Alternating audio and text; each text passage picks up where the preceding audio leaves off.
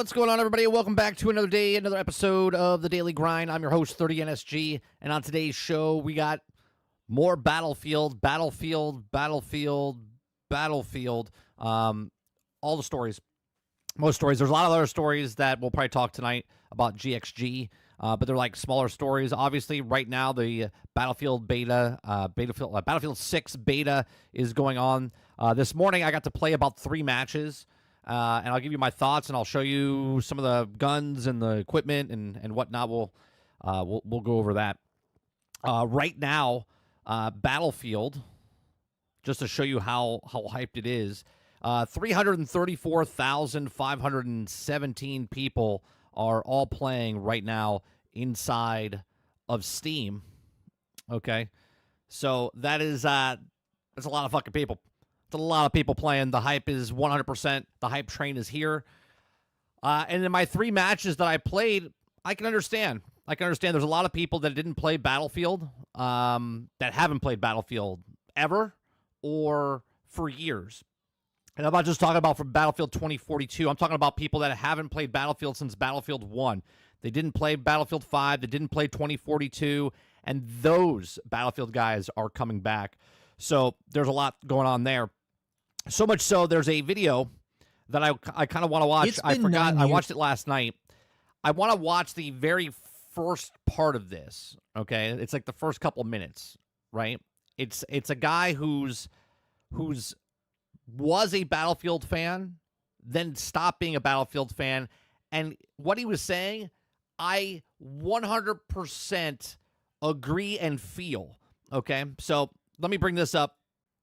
And listen to him and what this is basically how the Battlefield community felt the entire time, right? So let's listen to this. It's been 9 years since I played a Battlefield game and thought to myself, this is incredible. I'm not saying Battlefield 1 was the best in the franchise, but I'm saying that, to me, this was the last real Battlefield I remember playing. We were told not to buy Battlefield 5. That's right. We were told not to buy Battlefield 5. He said he hasn't played Battlefield in 9 years. Okay? 9 years. Die-hard Battlefield fan. Like myself, like Sarge. Okay? Dolphin, thank you very much for the 24 months. 24 months. Thank you very much. If you guys didn't know, Magic Dolphin just had his 3rd child. Give him a congrats. Baby girl. Hopefully a healthy baby girl. So, thank you very much for the 24-month support. Appreciate that. All right, so 9 years this person didn't play. If we didn't like it. And then when Battlefield 2042 launched, not only was it a buggy mess, but it also removed so many core elements of what made Battlefield Battlefield. No classes, obnoxious operators, some of the worst designed maps I've ever seen, no scoreboard, and color. Like, listen to what he's saying. Like, look, you guys have watched me long enough to know that I love Battlefield. Talk about it all the time. I try to slide it in every fucking stream we've ever had. Okay? We talk about it because that's what it was back in Bad Company 2, Battlefield 3, Battlefield 4. We played Battlefield 5. You guys didn't really watch me back then. None of you. Maybe El Dante, maybe Dupless, maybe like one other person. Everybody else found me later on. We played 2042, but we didn't buy 2042. We played 2042 on Game Pass. And it was fun, but it wasn't Battlefield. The 3 matches that I played inside of Battlefield 6, hell, even the first one, I was like, ooh, this feels like Battlefield. Call of Duty-esque gadgets like wingsuits. It was Battlefield 2042 that finally got me to uninstall the game and swear off the franchise I had uninstalled the game and sweared off the franchise. I feel your pain, my friend. I feel your pain. Loved for over half of my life. I'm sure I'm not alone in feeling this, but I've almost felt like an FPS refugee for nearly a decade now. When he said this last night, when I watched this after the stream of we played Grounded 2, he said I felt like an FPS refugee. That's exactly how I felt. I was like, I don't feel like I belong. I feel like I got kicked out, right? It's exactly, when he said that, I was like, that's exactly how I felt, right? But let's be honest. Since I stopped playing Battlefield like I used to play Battlefield, from Battlefield 1 to now, in that time frame, I played Destiny up until like 2020. right? Because of this, I grew up with Battlefield from 1942 and the Desert Combat mod to blasting Unfortunate Son and Huey's in Vietnam. Vietnam was so good. The copters were so good in Battlefield Vietnam. Absolutely loving the chaotic Titan mode and hover tanks in 2142, and of course playing countless hours of Bad Company 1 and 2 and Battlefields 2, 3, and 4. Hell, I was one of those guys who would come back to the dorm after classes in college. Battlefield 1943, the smaller version of it, with like Wake Island and stuff, great version. And boot up Battlefield 1943 on my PlayStation to fight it out over Iwo Jima. Up until 5 or 6 years ago, I considered myself as a Battlefield guy. It was a game that I could turn on and spend every single evening just hanging out with friends and playing, and it never got old. It was a game that I played when I was 12, and by the time I turned 30, I was still playing it. Not too many other franchises have that type of It's true. brand loyalty. It took a lot of me to walk away from Battlefield, but with 2042, I finally did it, and I thought that was it. I thought the Battlefield part of my life was over. But Battlefield 6 is making me feel like we just might be back. As someone who Not quite yet. Not quite yet, right? I personally, like I said, I've only played 3 matches. I like it. I think it's graphics, the immersion, it's amazing. But I'm still waiting for the other boot to drop. fled to tactical shooter But that's the non-trust issues I have with the game, with EA, I should say, not really DICE. and milsim games like Squad and Arma, seeing this new Battlefield game is like running into an old high school friend from your hometown that you haven't seen in years.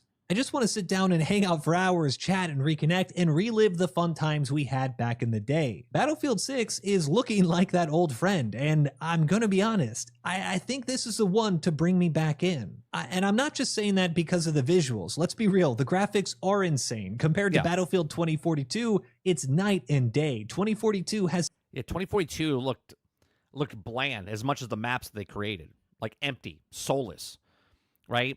It just didn't fit the Battlefield like feel of what Battlefield is. this uncanny aura of being too happy and bright. The maps are too crisp, they're perfect, pristine almost, despite it supposedly You know, it's weird.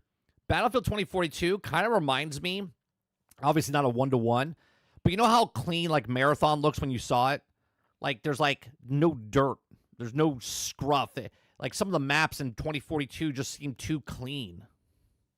being set in the middle of total societal collapse. 6, on the other hand, is dark. It's gritty. The dirt feels dirty. There's dust in the air. It feels like you're in the middle of an actual conflict. But no, it's not just Battlefield 6's visuals. It's not just the return to classes.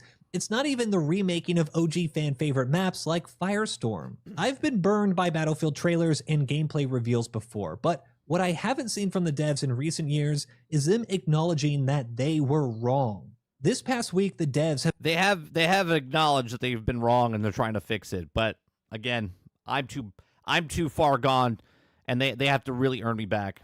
outright said Battlefield 2042 was missing the excellence of games like Bad Company 2. They've also said that the goal of Battlefield 6 is to make it feel like you're just a soldier and not running around in a hero cape. And Which I think they've done in the 3 games that I've played. I've played one as an assault, one as a support, and one as an engineer, and they do feel good. They don't feel like hero classes. in all these interviews, they keep saying that Battlefield 3 and 4 were their biggest influences. They're finally acknowledging that the games they made in recent years had lost their way, and I feel oddly validated. I didn't want to stop playing Battlefield, but their games pushed me out. And I was gaslit for not liking it. Agreed. And you were gaslit for not liking it, right? People tried to convince you to like it, and you're like, no, these are not Battlefield games. And time again, I was told that I was wrong for wanting my Battlefield to feel like Battlefield. But do people understand? I don't think people understand. Like Call of Duty players and other FPS players, I don't think they understand when we say feel like Battlefield. I think people just kind of gloss over that. And they're like, whoa, it's Battlefield. It's you're shooting guns and a thing. No, there's a feeling to Battlefield. And the last couple Battlefields didn't feel that way until way after the launch of Battlefield, where they went back and made it feel like Battlefield. This one, Battlefield 6 feels like Battlefield right off the bat. Okay? First match I went into this morning, okay? You could feel the team. I don't know, because obviously there's a lot of people that are playing that are not from Battlefield. I feel like I got dropped in a lobby of all original Battlefield players. Every time someone died, someone would get picked up or sacrificed themselves to try to revive their team. I was like, what's going on? The very first match that I had felt so good, okay, that we lost by 5. It was 5-0 at the end of the match, right? It was swaying back and forth, back and forth. I was like, this feels fantastic. I was like, yes, everyone's moving. Everyone's not just running out in the open. They're putting up barriers. They're sitting behind things, doing cover fire, having a battle, right, in these tight quarters. And we played this, I forget what map it was, okay? But it felt like, I was like, holy shit, this feels like Battlefield. That's not what 2042 felt like. 2042 felt like you just got out, ran out, and every man for themselves. Bunch of chickens with their heads cut off, just running around. Here we are, over 10 years later, with the dev team saying, you know what? Those games were good back then. We should have just made more of that. So for all you Battlefield refugees out there wanting a reason to drink the Kool-Aid and jump back into the game that you used to love, we're going to talk about what's making this look and feel so good to me, what's making me come back, and of course, a few of my concerns, since, let's be real here, Battlefield OGs should be cautious. We've been hurt before, we've been burned before, but something is telling me that this game is different. Just before the open... Now, I don't want Battlefield to fail. I think the servers are going to melt on opening day. I do. Okay? I think the balancing and stuff, again, I can't talk on the balancing. I've only played 3 matches. I don't know if I like the movement of the certain things they've moved. I haven't played enough to give you in depth with that, okay? But I feel that what they've done and what they're changing before the actual launch could be really good, right? My big concerns are not the main game of Battlefield; it's the Battle Royale and the way Portal's going now. Where someone commented in my video that I had yesterday, talking about the community update, community made maps and stuff like that. Right? And I totally get their sentiment, and I replied to them. But the difference between their examples of what they said compared to what I said about Battlefield is that Halo, Half-Life, all those games didn't have 20 years in front of it where they never did that. So, like, Battlefield has its identity, okay? Has its identity. And if you start removing that identity to make a Fortnite-esque, make-your-own map type stuff. Now, I'm not saying it's not going to be good or if it's going to be bad. What I'm saying is you're pulling away from what Battlefield is. Because for every person that's making those things, they're taking away from Conquest. They're taking away from Breakthrough. They're taking away from Rush, right? They're taking away from those modes because they're making people into those maps. Now, can maps come out that are really good that people create? Sure, 100%. There's no difference from that to what the modders did back in the day for Battlefield 1942. Right, where someone made the storming the beach, right? That is fine, but we're in a completely different landscape today in gaming than we were back then. Back then, there wasn't a lot of games, right?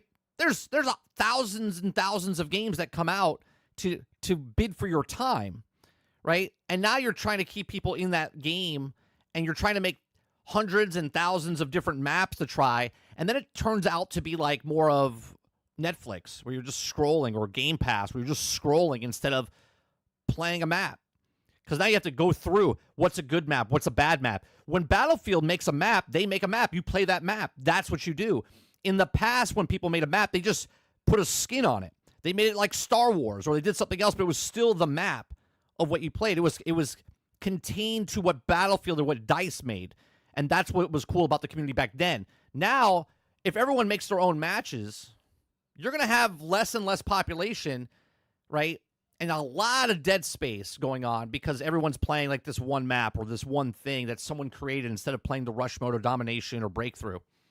Open beta officially released, Battlefield posted a community update outlining their goals for not just the beta, but also launch. In this post, one of my biggest concerns was almost entirely put to rest: map design. Although I'm a big tank player, when I'm not in a tank, I'm infantry. I have yet to play this. Every game I've played so far has been the close quarters one. There's tanks on there. No jets yet that I've played, but just tanks. Really intense. And Battlefield 2042 had some of the worst maps for your average player. Wide open areas with no flow, massive killing fields for both land and air vehicles to farm you, and combat that was very localized to one or two objectives. In Battlefield 6, the devs have addressed that. Using data from Battlefield Labs, we can see that Siege of Cairo has been designed and improved over This is the map I played. testing to create better flow in and out of objectives. Along the way, they made small There's so many nooks and crannies and different things you can do. It's really good. tweaks, things like improving cover on objectives and repositioning in-place turrets to make fighting on them far more fun. It's a well-designed infantry map, and that's hitting me right in the nostalgia. The drag mechanic that they promised back in Battlefield 5, let me tell you, man, there's some situations. Guy goes around the corner to clear the corner. Boom, he gets knocked down. Your buddy comes behind you, pulls you out of danger, then revives you. Then the support guy puts up the fucking wall, right, to block them from coming out. Then someone throws a smoke grenade. Then someone When you have a good team working together, it feels like Battlefield. Now, we all know that classes are back, but what's crazy to me is that we're less than 24 hours from the open beta to start, and the devs are still making changes based on player feedback. A big sticking point to OG Battlefield fans are the class-locked weapons, meaning that support would have machine guns, assault would have assault rifles, engineers would have SMGs, and recons would have snipers. In this blog, the devs admit that they know different players like different options, and during the beta, we'll be able to play two different playlists. One which keep the weapons locked, or closed as they call it, and the other playlist having these open weapons, meaning that any class can pick any weapon. The devs I hope, here's what I think they're going to do. In the 3 games that I've played, closed or open, I don't think they're going to choose one over the other. I think they're going to keep both, and there's going to be a playlist that you can join in for closed, and there's going to be a playlist that you can for be open. I don't think they're going to pick one or the other. I think they're going to separate them, and you can have closed weapons or open, open class or closed class systems based on where you want to play. devs call these restricted weapons signature weapons, and the classes will have slight buffs by using that signature weapon. Things like faster sprints for assaults if they use that assault rifle, or better hipfire control for engineers who use SMGs. It's a way to encourage players to use their class-specific weapons instead of the universal ones like the carbines, the DMRs, or the shotguns. And that's a good trade-off. They're having server browsers inside of Portal, I believe, Sarge, but not in the regular game, which is a little weird. Since most of the time these buffs to the player are good enough to outweigh the Because what was happening in 2042, you would go in a match, and then you get kicked out, and then you have to join another match. Like, if you're in a group of people, here's an example of, and any of you guys know about gambling, or if you ever played a craps table in real life, when a craps table is hot, you want to be on that table, man. You want to be on that table. Everyone around that table, the vibe, everything's moving. When you're in a good game of Battlefield, and it's a hot table, I'm talking everyone's gelling, 64 people all playing together, just tight matches. You don't want to leave that, right? At the end of the match, all of a sudden it kicks you out, and then you have to find another match. No. You want to stay in that, and you want to go to the next one, okay? When a table's cold, like when a Battlefield map comes up and no one wants to play, it's like, oh, it's like your parents coming home and telling you party's over, right? And everyone go home, right? You're like, ah. So when you join a server browser in Battlefield and you have this like tight-knit crew that's playing, nothing beats it, man. Nothing beats it. The benefit of a non-signature weapon. But to me, Battlefield is nothing without class identity, and keeping weapons 100%. Battlefield is class identity. Restricted to classes is core to the game. When you see that silhouette of a class, you know exactly what to expect because of their weapon pool. Weapon freedom was one of the main reasons why Battlefield 2042's gunplay 100%. was so bad. No matter the operator, no matter the gadgets, no matter the role, the whatever, most people will just run the same meta weapon over and over. See, my thing is, if they keep what I just said, if they keep both open and closed, I already said why I think they have the open. I think they have the open because they want to sell more cosmetics. Okay, but if they have open and closed, and they have Portal, and they have this, and they have the Battle Royale, and they have Domination, and Team Deathmatch, and Rush, and Conquest, can they support all of these things? I don't know, man. I don't know what they're doing. What are the 4 studios doing after the game is done and out and complete? Are they still supporting it, or is it one studio supporting it? Or are they each taking a portion of it? And over again, and that is not only not fun, but it's not Battlefield. I do like that they are testing to get proper informed feedback, but I really hope they stick to Battlefield's roots here and keep the weapons restricted. Now, I'm not sure what's going to happen, but what has also made me believe in the dev team a little bit more this time around is the adjustments that they've made to classes and class synergy. Yeah. Just this week, the devs removed the Assault class's self-heal ability, changing their Adrenaline Injector to simply add Flash, Stun, Incendiary, and Explosive Resistance, as well as increasing movement speed. These are the types of changes that I love to— Right. Sarge says, people used to wait for a slot to open in certain servers, even though the servers weren't available or were available. Right? Hear me. Wait in a queue for a spot rather than go to an open server. Right? That's a hot server. Yes. To see, since it gives players who do want to get up close and personal on the front line the ability to push through a lot of hazards, but it will also force them to fall back or even cause their friendlies to move up to sustain attacks and heal. It really feels like they are refining Assault, and I'm all for it. But what I didn't see coming was the inclusion of a milsim feature. Yes, squad fans, eat your heart out. Recon Spawn Beacon has been renamed to the Deploy I haven't played Recon yet.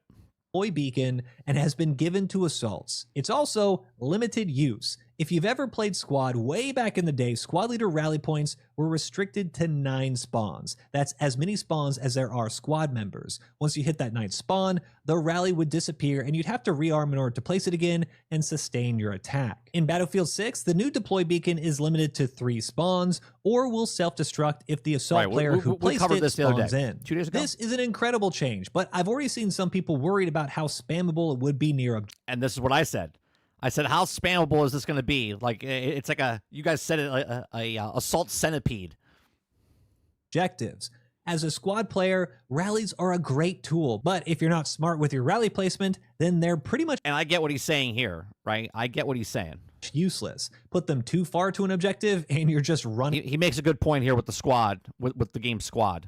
for ages. Put it too close and it will be discovered and destroyed. I love the utility of giving it to players Same with Hell Let Loose. When you have the deploy beacon and stuff like that, if it's too close, people get it, and you have to get strategic about it. who will be charging into objectives and flanking around instead of letting the camping recon players use it to constantly respawn on sniper spots. Battlefield devs stating that they're doing this specifically to address concerns around Assault being too focused on solo play is I totally understand why they switched it from Recon. I said it the other day, why they did it before they even read it, you know? music to my ears and reinforces that this time around, the game is about the squad and the team and not just the individual 100%. Battlefield's always been about the team. player.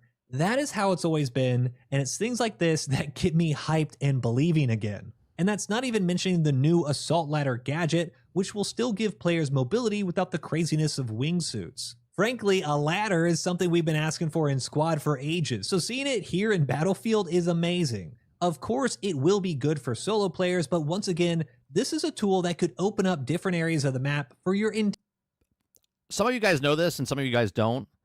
My whole channel, my gamer tag of 30 and still gaming was because of Battlefield. Okay? Because when I was playing Battlefield with Bad Company 2, I hated playing with squeakers. I hated playing with young people. So I made an LFG before we had Discord and all this other shit years ago. 20-odd years ago. Almost 20 years ago. Okay? I was like 28, 29. And I was looking for 30 and still gaming. Okay? 30 and still gaming. And that is how my channel got its name. Because of Battlefield. Because I was looking for, in Bad Company and Bad Company 2, I was looking for other gamers that were 30 or close, adults basically. Adults and still gaming. entire team. For engineers, the devs seem pretty set on how it is at the moment, but one thing that I've noticed is that players can dual wield anti-vehicle equipment. As an engineer and vehicle main, having to choose between anti-tank or anti-air is critical to the role, and giving players the ability to carry both is just not good for the infantry vehicle balance. As you play a round of Battlefield, your kit's gadgets should also change depending on how the game progresses, and although I may run an RPG for 80% of the time, making a decision and sacrificing that AT for a stinger on certain objectives in order to scare off that helicopter. Like you'll hear, I guarantee this is going to happen. I guarantee this is going to happen. If we play this, right? If we play this game, you're going to see people join us that used to play Battlefield. And you're going to hear them if they ever get on stream with me. Okay? You're going to hear them call me Biggie. Right? Biggie MJG. Right? Because that's my old gamer tag. Okay? They'll call me Biggie MJG because that's what they remember me as when we played Battlefield. Is the type of cat and mouse gameplay that makes Battlefield fun. I'm loving what I'm seeing with launchers and SMGs for engineers, especially the return of the repair tool, but even as an engineer main, I think having 2 launchers is way too overpowered and will just dumb down the entire class far too much. The support class also seems to be... Do you, Eclipse? I didn't pay attention enough. I didn't pay attention enough for that. If you get... well, it's still a headshot. Still a headshot. A good spot as well, but one thing that has absolutely split the Battlefield community on Twitter seems to be about suppression. First off, real quick, can I say that I absolutely love that there is once again a Battlefield Twitter? Like, not only are we getting the Battlefield versus Call of Duty war going... We're going to go over that in a second. Call of Duty and Battlefield 6. Again, but there's movement sweats, flaming machine gun campers, there's... Yeah, people are starting to pin up against Call of Duty and Battlefield again, which hasn't happened in over a decade. Vehicle players dunking on assault players, and there's jet players just over there in the corner playing a completely different game. It's amazing, and it feels like I'm really back in 2014. Anyway, back to the changes. Currently, suppression in Battlefield 6 will give you a few... I used to have that on my name tag. Jones. I used to have that on my name tag when I worked at the amusement park. My name tag, it said Biggie. Visual effects like blur, but will also remove your passive healing ability. To me, this is a return to form for Battlefield, since the removal of healing has been in the game since at least Battlefield 3, and it only fell off during 5 and 2042. Battlefield is not a milsim. It is not realistic, but it is immersive, and you still need to have different gameplay and mechanics to give all sorts of different players ways to...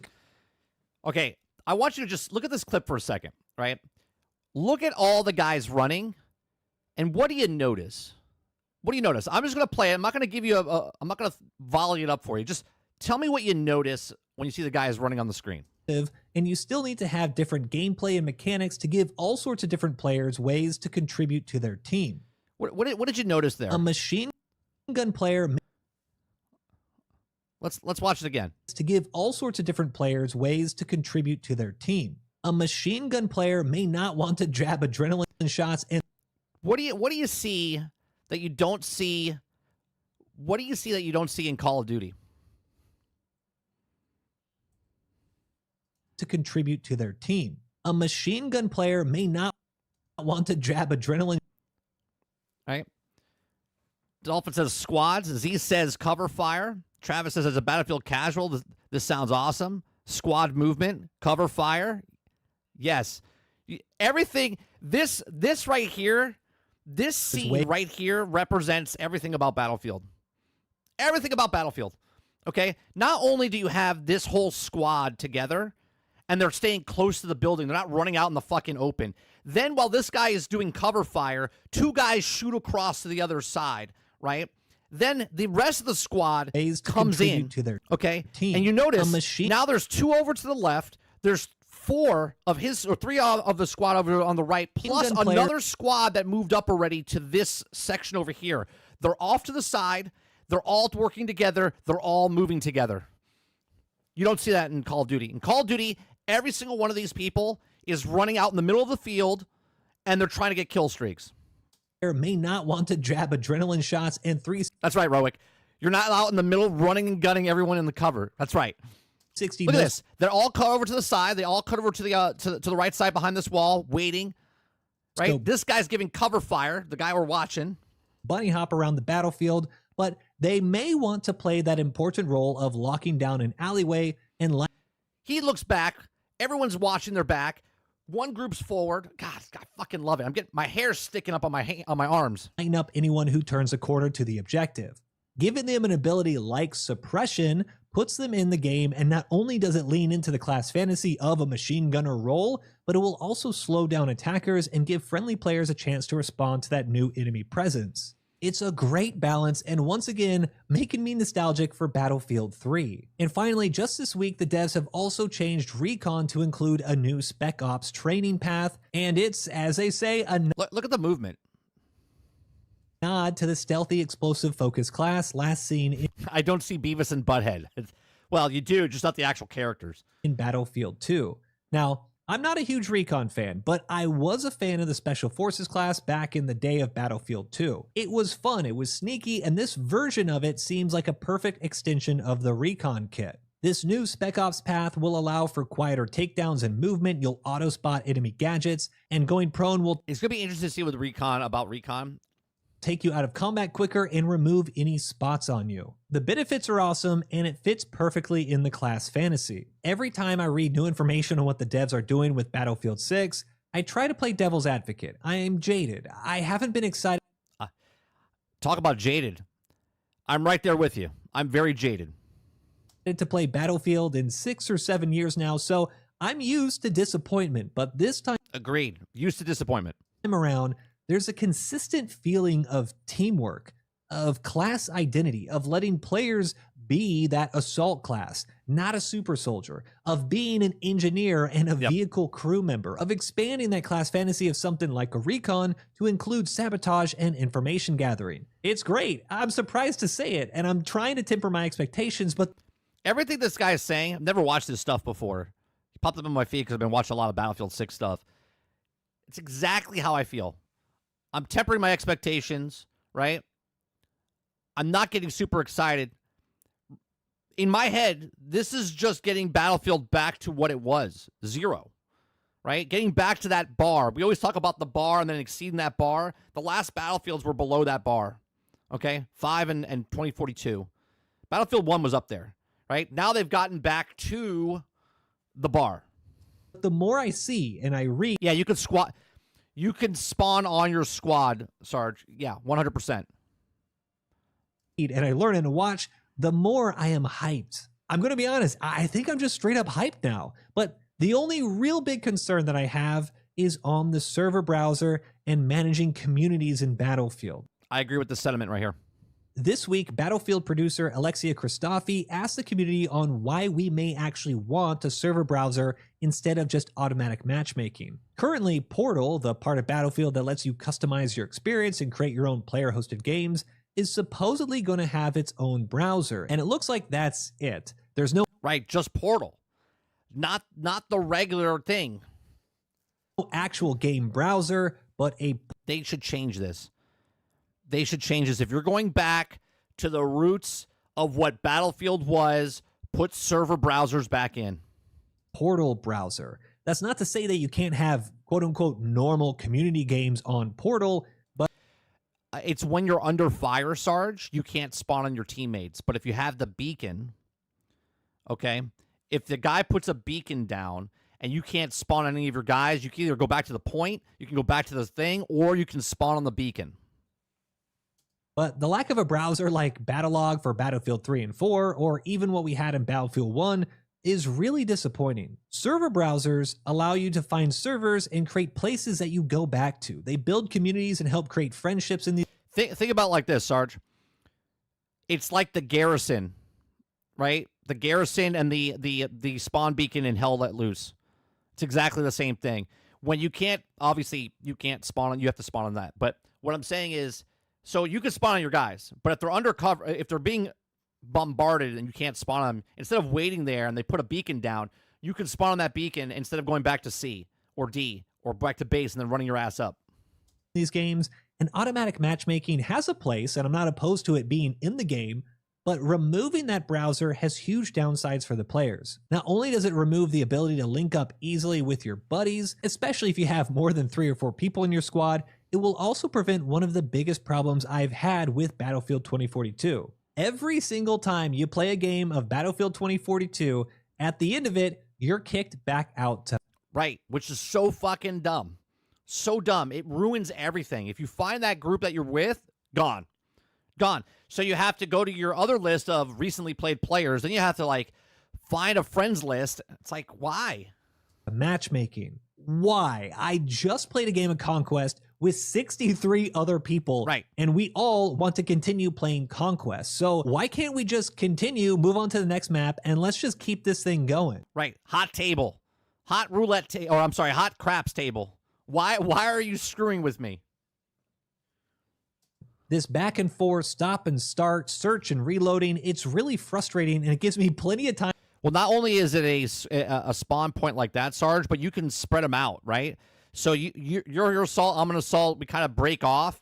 You place one, we move up a little bit, I place another. Now we have two different points that we can spawn in on if we're breached or getting overrun. Time to think to myself and say, you know what? Maybe I will actually stop playing Battlefield right now. Maybe I don't want to wait and roll the dice, because with 2042, I've unfortunately played back-to-back games of the same map, because this isn't a persistent server. I'm just getting match made, and right. I get what you're with your group, but you're not with your overall group, right? Remember back in the day when we used to be on a team, we were in a team, 12 of us, right? 12 of us, 16 of us. Whatever Battlefield gets. Half the team is all speaking on Xbox Live. As someone who hosts squad servers, community servers are one of the main reasons that squad has stayed alive over the years. Hell, Arma Reforger absolutely blew up because of WCS and their server community. And although these are different games, they're still made up by passionate community members who want to play the same experiences with their buddies. Everything that I'm seeing right now is that right there seems so simplistic. But dragging, such a good... God, they should have put it in 10 years ago. Like they should have. They were supposed to put it in 10 years ago. Making me believe in Battlefield 6. They couldn't get it working. They couldn't get it working in Battlefield 5 or 2042. But I'm extremely concerned about this browser, and my other big question mark right now is on Battle Royale. Now, I'm not someone who really cares what you play. If you like Battle Royale, then fine, you can play Battle. Now, I'm not someone who really cares what you play. If you like Battle Royale, then fine, you can play Battle Royale. I agree. If you like Battle Royale, play Battle Royale. I just feel like it's going to hurt the game more than help from a player perspective, from a Battlefield fan perspective. Not trying to gatekeep, not trying to do anything. Battle Royale, again, we don't know much about the Battle Royale. We know Battle Royale. So Battle Royale means a one squad versus all the other squads. Last squad remains. If they make it a team 50 versus 50, then maybe, I mean, Fortnite has a mode like that, all-out war kind of Battle Royale type like that, sure. But if it's squad-based, you're missing out on what Battlefield is. Royale. But as someone who likes Battlefield for Battlefield, seeing a Battle Royale included in the game worries me that not only gameplay content will be adjusted and tailored for free-to-play BR players who buy microtransactions, but I'm also worried that it will take development resources away from the main game. Exactly. This is a big concern a lot of people have right now, and I don't think it's unreasonable. If you want BR in Battlefield, fine. I did like Firestorm for Battlefield 5 for what it was despite it having the worst item and inventory management I had ever seen, but it was still fun. Just don't ruin multiplayer while... Exactly right. That is my biggest fear, right? Servers and BR. The servers at launch, servers will be fine after the first launch, okay? Servers, I want the servers to be fine because if the player base comes in, the servers are great, then the people will keep playing it, okay? But if the servers are shit, people will drop it super fast, move on, next thing, which kills the momentum. How you do it. Overall, when it comes to Battlefield 6, I think I'm close to being sold. The look, I'm close. The feel, no pre-order. The decisions the devs are making when it comes to gameplay, it honestly brings me back to Battlefield 3 and Battlefield 4. And I've got to say that I didn't think we'd ever be back there. The final test to me will be the anti-tank and vehicle balancing, since shooting 20 damage rockets in Battlefield 2042 or 20 damage tank rounds against armored cars is the most depressing thing ever. Now, I'll be playing, streaming, and recording the Battlefield 6 beta. I think they have to change the engineer with the air and ground rockets. This Thursday to make some live and edit. Two hits to the ass of the tank, and the tank is dead. Which I'm kind of okay with, because in a team game, you have to have an engineer that repairs you. If you have a good engineer that repairs the tank, you could keep that fucking thing going. I had a great tank match in the city. I was in the gunning position, and I jumped out and jumped back in. I think I got like 12 or 13 kills. Okay. It felt amazing, right? But you have to have someone keeping that tank alive.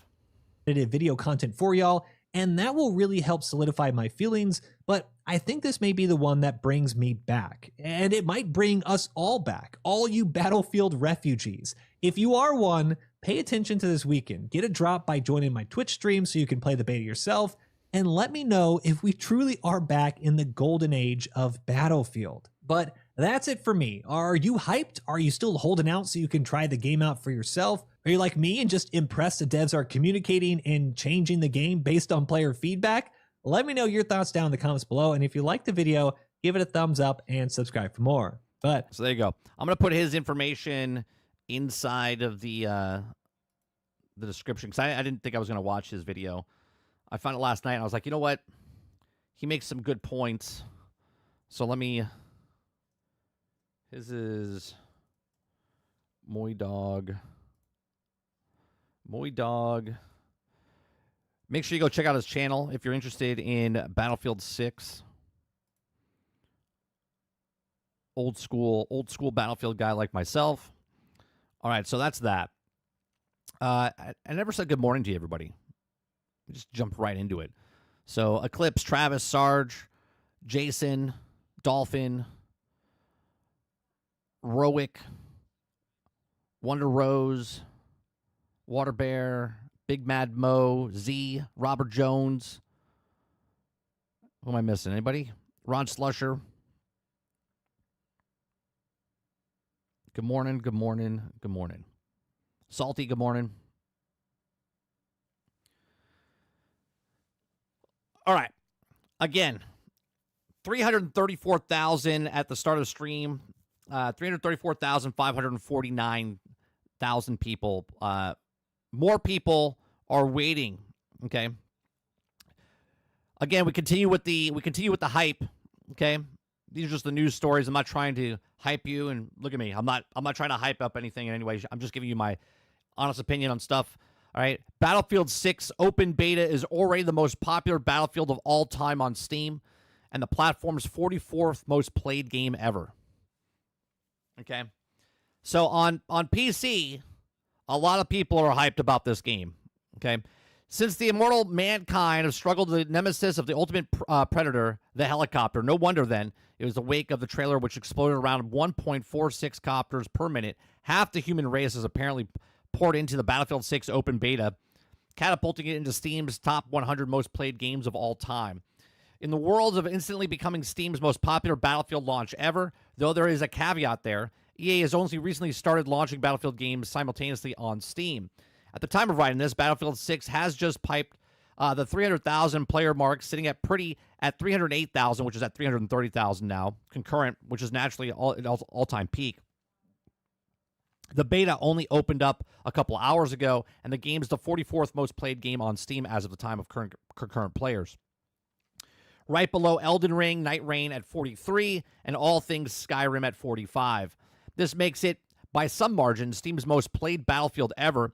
But like I said, take it with a grain of salt. We're only recently in the dark days of when EA hoarded its games into EA app, right? Remember, they didn't do it simultaneously.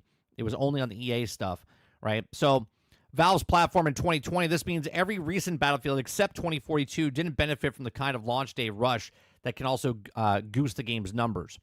So even so, Battlefield 6 is leaving them in the dust. Battlefield 2042 is open beta in Steam's second most played entry in the series, but the all-time peak of 156,665 players, double the amount, right, of what that did, more than double. Battlefield 6 has already near enough doubled that in just a couple of hours of availability. Battlefield 2042 full launch count at 107,376, meanwhile barely visible in the 6 rearview mirror.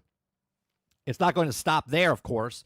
And astounded by Battlefield 6 didn't end up outstripping Night Rain and the games above it, Destiny 2, Mecha Breaker Demo, and also OG Counter-Strike in the near future. After all, it's also given to understand that it seems that, like a Battlefield so far, PCG's first-person shooter Caesar Morgan Park dared to hope that Battlefield is really back this time after this preview. Hopefully it is, right? Hopefully it is. All right, so I also want to go over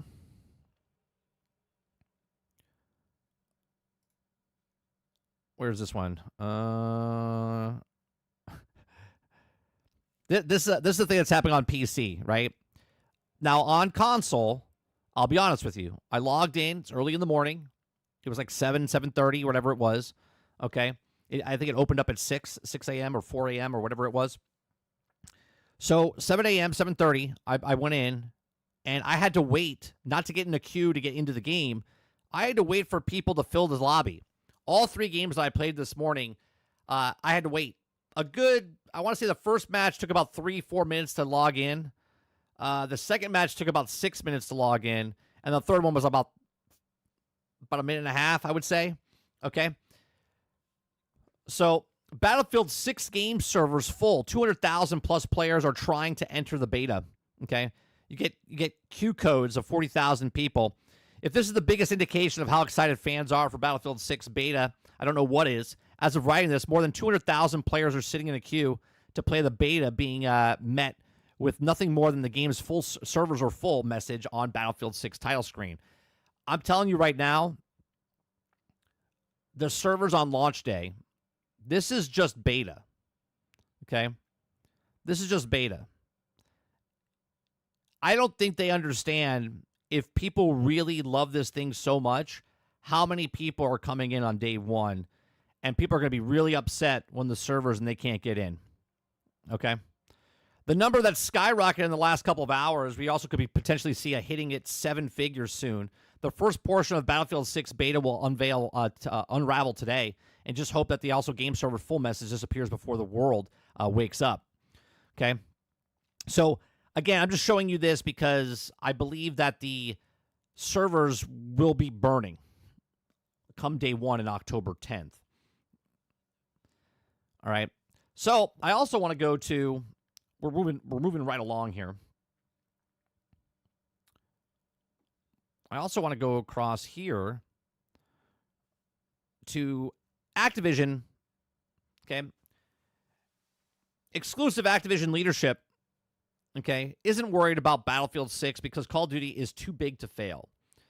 Now, I understand that bigger companies, doesn't matter if it's like Microsoft or Sony or Google or Amazon, or if it's a brand like Marvel, a brand like Star Wars, if it's a brand like Call of Duty, when you say it's too big to fail, everyone says, hold my beer, okay?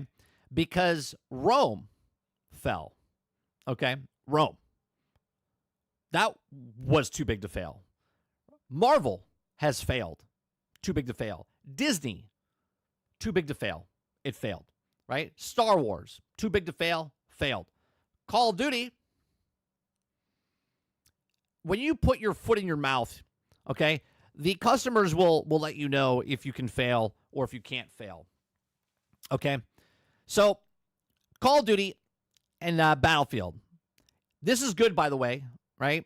This is actually really good because competition breeds innovation, okay? And Call of Duty is at a stalemate if you play Call of Duty. A lot of people, I think it failed out since Modern Warfare 2 back in 2009, 2011 is the last time I touched an actual Call of Duty. Okay, I played the World War I one or World War II one a couple years ago. I tried it, and then I played the DMZ a couple years ago. And I played the campaign. I haven't loved any of them. Okay, haven't loved any of them. But it's nice to have, which are two separate games, by the way. They're not alike. They're alike because they're both military games, but they're so far apart because none of them are actually the same. So much so that Call of Duty tried to become Battlefield by adding larger maps and vehicles in the DMZ and stuff like that. And Battlefield tried to become Call of Duty by inserting smaller maps with no vehicles. Okay? Why? Who knows? So Insider Gaming has learned that Activision leadership has been taking note on Battlefield 6 recent hype, but is not worried that the franchise will surpass Call of Duty. I think they're right. Even if it does surpass, was this one time in fucking 25 years? Congratulations, right? Speaking of source, would also wish to remain anonymous because they were also not authorized to talk about Activision's internal conversations, so they did anyway. It's been said that although Activision is keeping a close eye on Battlefield, they are not worried about the game outcompeting its flagship franchise. It's said that Activision leadership believes that Call of Duty is too big to fail and will remain profitable annually released franchise for many years to come. At the time of writing this, an annual Call of Duty title is penciled in for the next 4 years at least. And this year, Call of Duty title dubbed Black Ops 7 is said to be the strong title according to those familiar with the game's plans, despite initial problems in development. Interestingly enough, this year's Call of Duty will take place in a slightly futuristic setting similar to Battlefield 6, with both games targeting a similar audience. Whether or not that's the direct competition or will impact Call of Duty is unclear, but at the time of writing this, Activision doesn't think it will. There's also Battlefield 6 Battle Royale to consider, which also believed to be a free-to-play component of a premium game, and EA can take the considerable chunk out of Call of Duty's Warzone player base, which has been depleting for the last couple of years. It also would have a detrimental impact on Call of Duty's long-term player base. Call of Duty Black Ops 7 is set to get a full reveal at this year's opening night live on August 19th. And they just announced that, imagine, as the beta comes out. They're like, oh, the beta starts today. Hey, but guess what? We're doing a Call of Duty event on August 19th because obviously they want to try to knock this wind out of the sails. So what do you think? Is Activision not being worried about Battlefield outcompeting Call of Duty? Should they be? Let them know. Let me know. What do you guys think? Do you think that this Battlefield, this one Battlefield, can finally compete? Now think about this. The best Battlefield sold 17 million copies. That was half of what Call of Duty that year sold. I think they sold 37 or 45 million copies back at that time. Do you think Battlefield can swap? Do you think they could get the high ground over Call of Duty? Which then goes into our next video. Okay? Our next video is Arc Raiders might be in trouble. Okay? Arc Raiders might be in trouble because Arc Raiders is coming out October 30th, right? October 30th. It's being sandwiched in between Battlefield 6 and Call of Duty 7. Okay? So let's watch this. This is a content creator called Usain2. Okay? Never seen him before. Obviously, a lot of people on YouTube we haven't seen. So let's watch this. I have not watched this, but I would like to see what he has to say about this. Time to be alive. Coming up to the end of 2025, we have so many great games to look forward to and a battle of the giants with an underdog tale to tell, which is something we've seen before in the past, and it could spell danger and trouble for Embark Studios. But I'm going to tell you all about that today and why I really don't care about the outcome of it and why you shouldn't really either.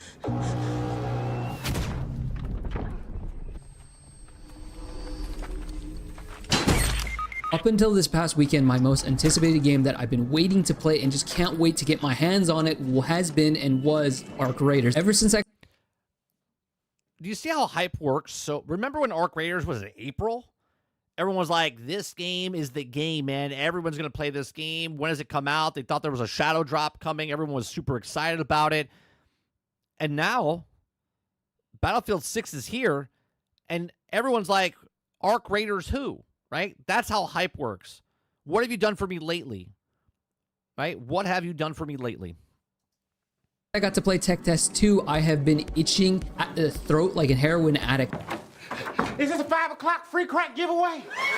To play that game again, it was just that much fun. I, along with like basically everybody else that touched that game, has just only... Everybody loved this game that played it. Everyone was raving about this game, right? And it's going to have a Titanfall situation because it's sandwiched between two of the big guys. Two of the big guys. Only had Even though it's not the same. good things to say about it. In fact, most people who did play it were just begging Embark to release the game as it was. It seemed, at least on surface level, with what Embark Studios presented to us with Tech Test 2, that the game was polished beyond anything that we've received, at least from like a AAA studio out in the past. This thing was ready to go, is what it looked like, but what people don't realize. I still think this will be a very good game. I think this will be a very successful game for them, but I don't think it's going to get as many people as they think it's going to get. Is that there's so much other back-end things that we probably weren't presented, that Embark just wants to make sure is ready to go. And so I can completely understand Embark wanting to take their time to release this game. It seemed like everybody on the internet... Yeah, absolutely. Take your time with the game. Make a game, sell a game. Don't put it out like Splitgate and then go, oh, no, we're going to put it back in beta. Internet was just begging Embark to release the game as is. I want Embark to take their time and release the game in a polished state. I think that's the right thing to make, but it seems now that Embark might have missed the perfect launch window. We did a story, I want to say about a year and a half ago, 2 years ago. There was an independent developer making a game, and he waited and studied when to release his independent game. And he did a story about the perfect time when to launch the game, and it makes a huge difference if you dropped it on a Thursday, or if you dropped it on a Friday, or if you dropped it on a Tuesday in August or in July. You know what I mean? Like, completely different. Now you're talking about two gigantic franchises going up against the guys who used to work for one of the franchises. Okay, Embark Studios are ex-DICE developers, made their own studio, have the finals, have this game coming out, and they're going up against, and they're sandwiched between Battlefield 6, okay, and Call of Duty 7. Now, if they came out during Battlefield 2042, they wouldn't have a problem. People would be like, oh my God, this is great. Who cares about Battlefield? But Battlefield 6 is steamrolling right now on all cylinders, man. It's a steam train down the track, runaway, no brakes right now. In fact, y'all might even remember the time that Embark pulled a little bait and switch on us, a little shake and bake, when they had an announcement at a game show that they were going to release the game in October. Which was bad, because everyone thought they were dropping it like a shadow drop, and then it was an announcement for an announcement. I think they thought it was a good idea to let people get hyped over it, because in their opinion, it was like a all PR is good PR situation. And I don't think they realized that they were going to disappoint as many people. I'm sorry, Jason. Did you say that Terminator 2D game is charging $84.99 for a side scroller? With their PR campaign. That license must have cost them a fortune. As they did. They gave us a secret hidden countdown to a 4-month countdown.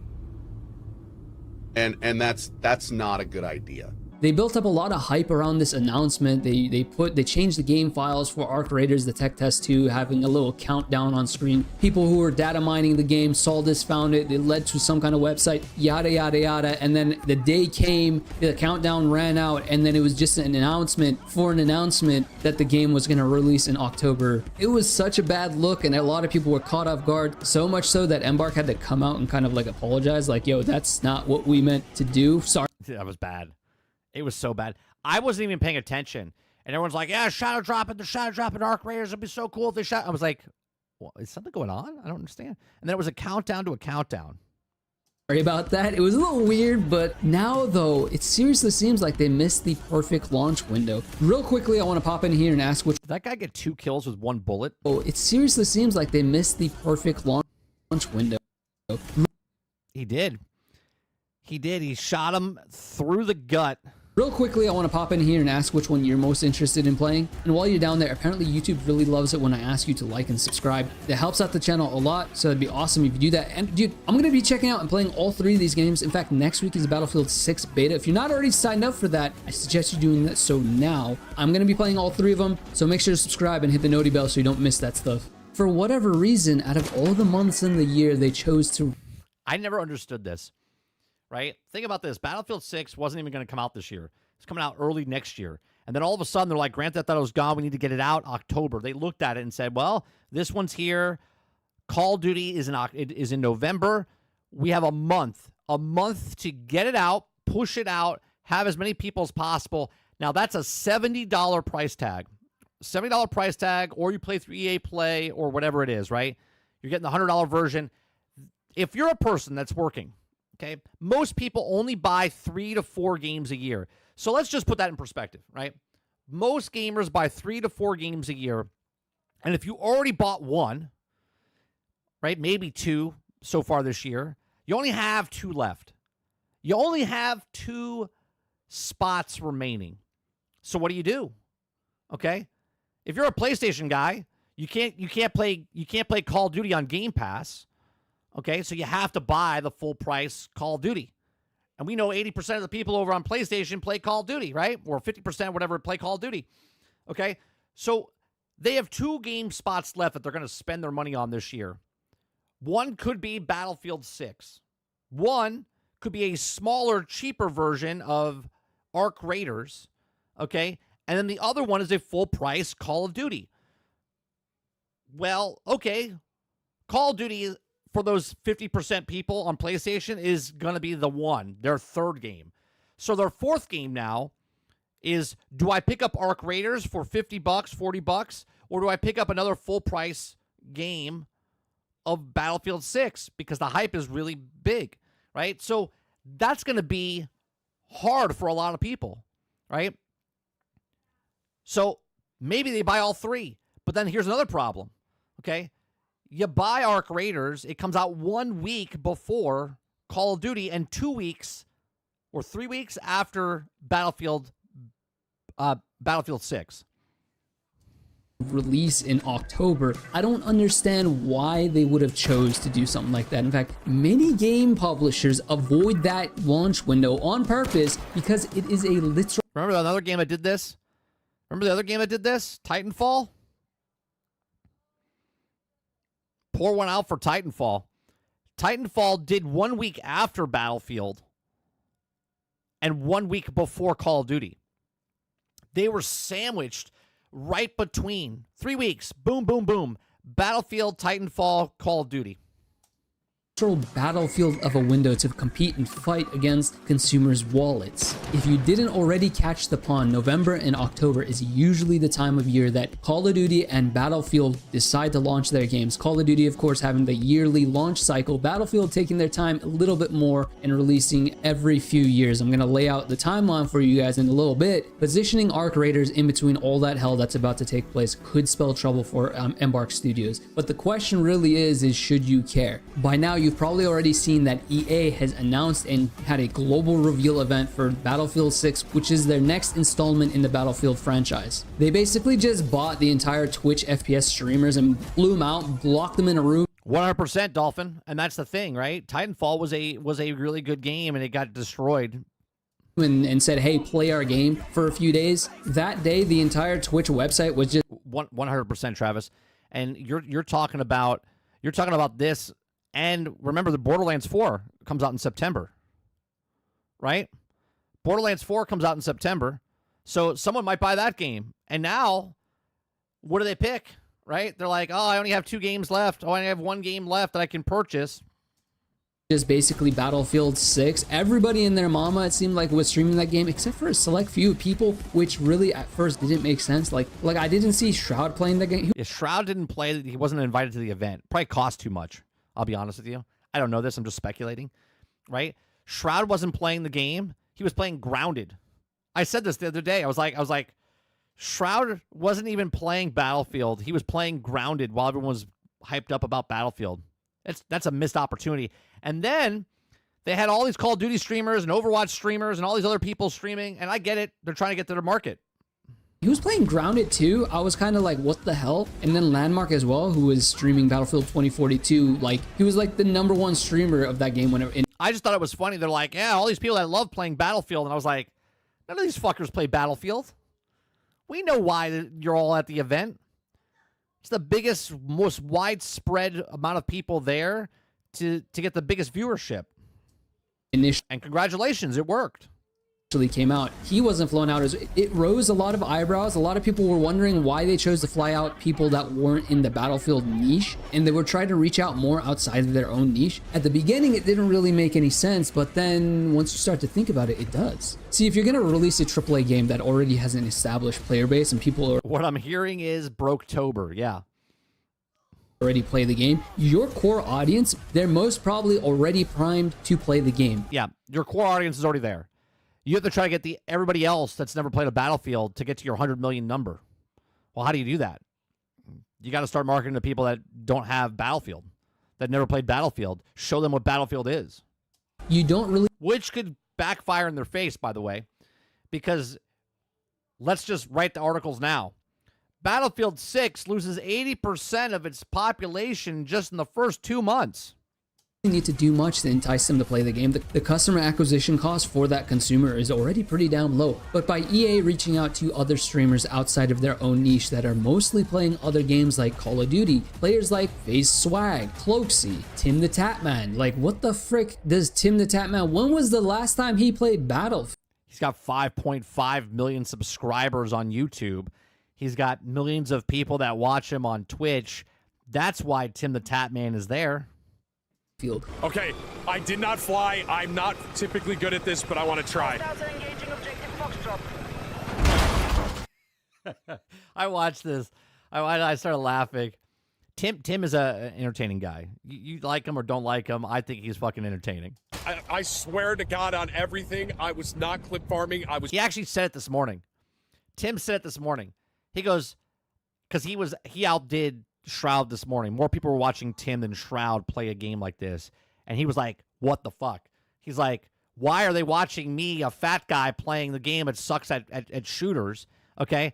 And then he thought about it and said it out loud to himself and into the stream. He's like, I'm just raw. I'm raw, I'm real, and people like it because I just tell it how it is, and I'm entertaining.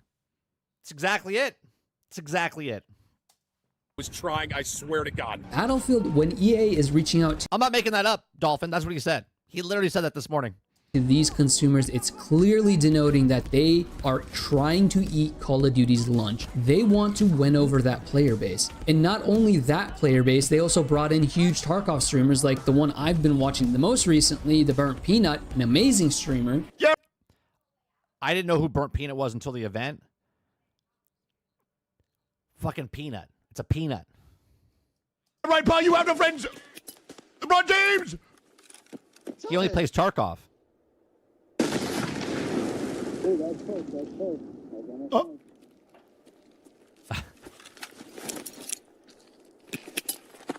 LeBron James. Is he wearing a McDonald's hat?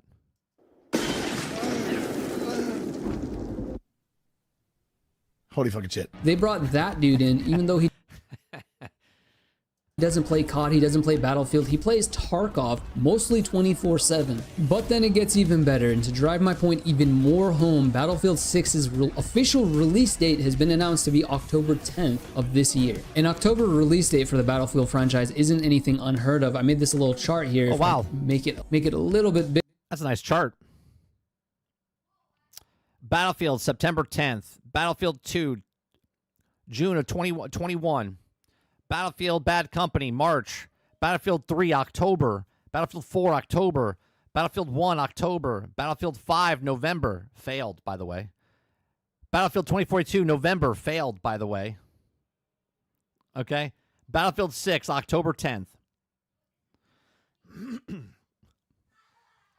I love the chart.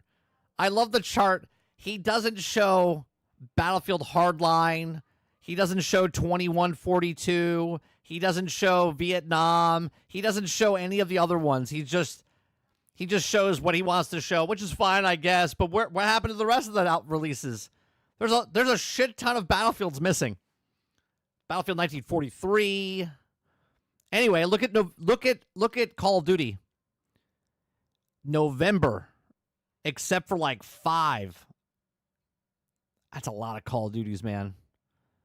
Modern Warfare 2 is the last one I played, 2009. I missed all of these. 1, 2, 3, 4, 5, 6, 7, 8, 9, 10, 11, 12, 13, 14, 15. Right? Arc Raiders down here, October 30th.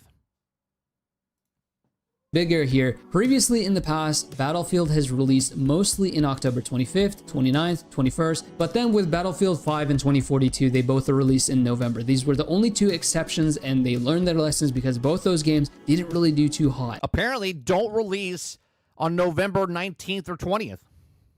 It wasn't only related to the release date, but it sure did have an impact. Call of Duty's release dates, though, historically have been in November for the most. I played the demo of Call of Duty World War II in 2017, and I played Modern Warfare 2 DMZ in 2022.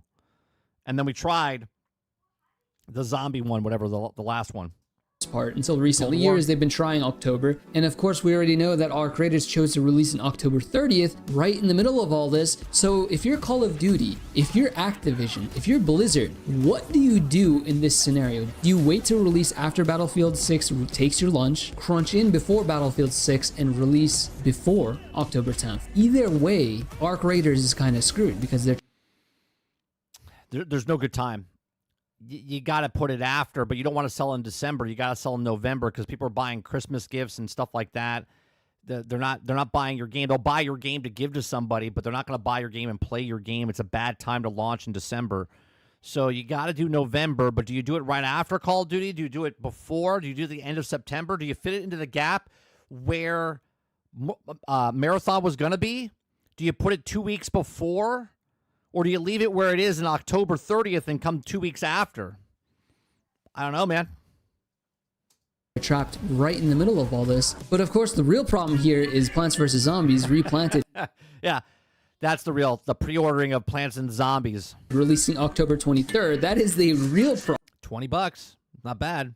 If we didn't have enough issues as is. So either way, this release window for Arc Raiders is just in a terrible spot. Either you're trapped being stuck after Call of Duty and Battlefield 6, people spend $60, $70 on one game, and then maybe decide to go out and buy a second game for $60, $70, and now you're asking them to spend $40 on your game. Because both games are looking enticing. If you're an FPS fan, you might get both. I'm thinking about getting both. So if you're the consumer who's already bought one of these games and is looking to get Arc Raiders, you might have already... Arc Raiders is cheaper, but do you buy that over Call of Duty, or do you buy that over Battlefield 6? If all your friends start to pick up, let me put this scenario to you. You buy Arc Raiders, you're like, I'm in all Arc Raiders, and you're like, I'm going to play with friends. But all your friends are playing Battlefield 6, or all your friends are playing Call of Duty, you're going to be really lonely in Arc Raiders. Already gotten the second game as well. That's $120, $130 already off the bat. And now after you've already bought one or maybe two of these games, you're stuck there sitting, should I get the third game for $40? That's a tough sale. Or even worst case scenario, Call of Duty decides to launch later in November, and now Arc Raiders is stuck 2 weeks after Battlefield 6, and then maybe 2 weeks before Call of Duty. It's a really tough scenario to be in, and that's not even mentioning the potential Battle Royale modes that both these games are looking to offer. All this to say that we have seen this in the past before. When I saw Battlefield 6 announce their release date being so close to Arc Raiders, I went, wait a second, Call of Duty's release window is also close by. My mind immediately went to the time that Titanfall 2 tried to do something very, very... Sure, Salty, but Arc Raiders, by definition, extraction shooters are a smaller niche, right? So you're absolutely correct. Yeah, there are people that will push Arc Raiders. We're talking just from a business standpoint. Arc Raiders is going to have a really hard time to get sandwiched between two things. They're going to get overshadowed by marketing. They're going to get overshadowed by everything. You know what I mean? Similar to this. Plus the big budgets of Battlefield and the big budgets of Call of Duty, Microsoft and EA. Embark doesn't have that type of marketing to push Arc Raiders like that. And it really didn't end out well. See, Titanfall 2 is in a very similar situation that Arc Raiders is in currently right now. They launched in October 28th, 2016. Titanfall 2 launched October 28th. Arc Raiders is October 30th. That is 2 days before Arc Raiders. And in 2016, Battlefield 1 released in October 20th. Yeah, look at that. Battlefield 1, October 21st, 2016, as he's pointing out on his chart here. And Call of Duty Infinite War, November 4th, 2016. And Titanfall was October 28th. Call of Duty released later on in the year. 1 week smashed in between, and that was the end. That was the start and the end of Titanfall. November 4th. And they got sandwiched 1 week after Battlefield 1 and 1 week before Call of Duty Infinite Warfare. That is a terrible spot to be for any game producer. The problem, like I said, is like, okay, I bought COD. Do I buy Battlefield 6 or I bought Battlefield 6? Do I buy COD? And if I bought one or the other, do I then spend another $40 to get Arc Raiders? This is a terrible spot to be if you're... Here's the thing. Great news for gamers. Great news for gamers. Lots of good games coming out for you to purchase and decide what you want to purchase. Bad news for the company that's trying to sell games to a majority of the population so they can survive. Embark Studios, and I can't believe that they didn't see the foresight going into this. Either they thought that they had the balls and the cojones to compete with with these two giants, even though they're not in the same exact niche. You are most certainly competing with the same consumer's wallet. This is a tough spot to be in if you're Embark Studios, and I really would not be shocked to see that they delay the game later, either into the year or hell, maybe even next year. So don't be surprised if they do decide to delay the game. At the end of the day though, this sucks for Embark Studios, but it's great for us. Us as the consumers, us as the gamers, dude, we get variety, we get options. That's always a good thing. We get 3 potential great games to play in. Yeah, no, Battlefield 6 is it's not bad. It's not bad for the customer. The customer, there's plenty of games for you to pick and choose from. It's bad for the business that's trying to make money. I'm hyped for that game. I'm not really a Battlefield fan. Arc Raiders, I'm hyped for that. The new COD, I'm probably going to play that anyway. So as a consumer, dude, what? I like how he said that. He kind of just like shoved off Call of Duty as like, well, yeah, I'm going to buy it. Of course I am. A lot of people just can't, they can't stop buying Call of Duty. It's just like Madden. Call of Duty is Madden for first-person shooters. They just buy it every year because it's Call of Duty. God. I mean, the other article says it's too big to fail, right? They just buy it. They're just like, yeah, Call of Duty's coming out. So Call of Duty is game one, right? Even though it's the last of the year, it's game one. They're like, yep, Call of Duty's in my bankroll this year. Damn time to be alive. If you're Embark Studios, though, good luck. I really wish the best for you because I want to see that game succeed. My God, please, I do not want to see another Titanfall 2 situation. So there you go. His link in the description down below as well. So go check out Usain 2. Smaller content creator like myself. It's a good video. Water says, I'm buying Madden. Don't do it. Don't do it.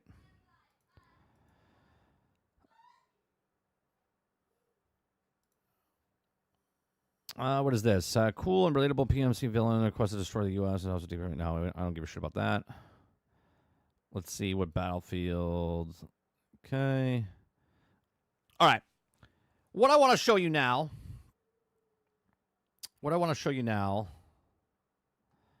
Is we're going to show you the system inside of Battlefield. The gun system, the attachments, and the different things, okay?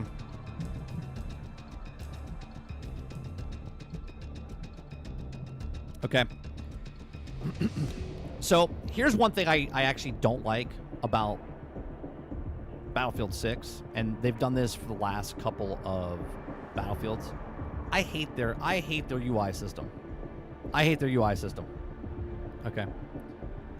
I've never liked it. It's just confusing, right? I just never liked it. Okay. So these are the loadouts that you got. Okay. These are the loadouts you got. You got assault, you got engineer, you got support, you got recon. Okay, you can swap the factions out so you can see what each of the factions look like. Okay. Assault, you got frontliner. And when you go here, it says frontliner break through enemy defense serving as a tip of a spear in all the ranges of tactical engagement. Okay. Combat stimulation. Okay, you press LB and RB to highlight enemy sounds and reveal nearby enemies. 5-second extends with kills. Okay, so lots of people by you. Pop it, go around the corner, start killing people. It extends, and you can see more people. Okay, sort of like a little kill streak, I guess you could say, or help you get a kill streak. Okay. Level 2, quick recovery, improve passive health regeneration stats by 50% rate, minus 50% delay.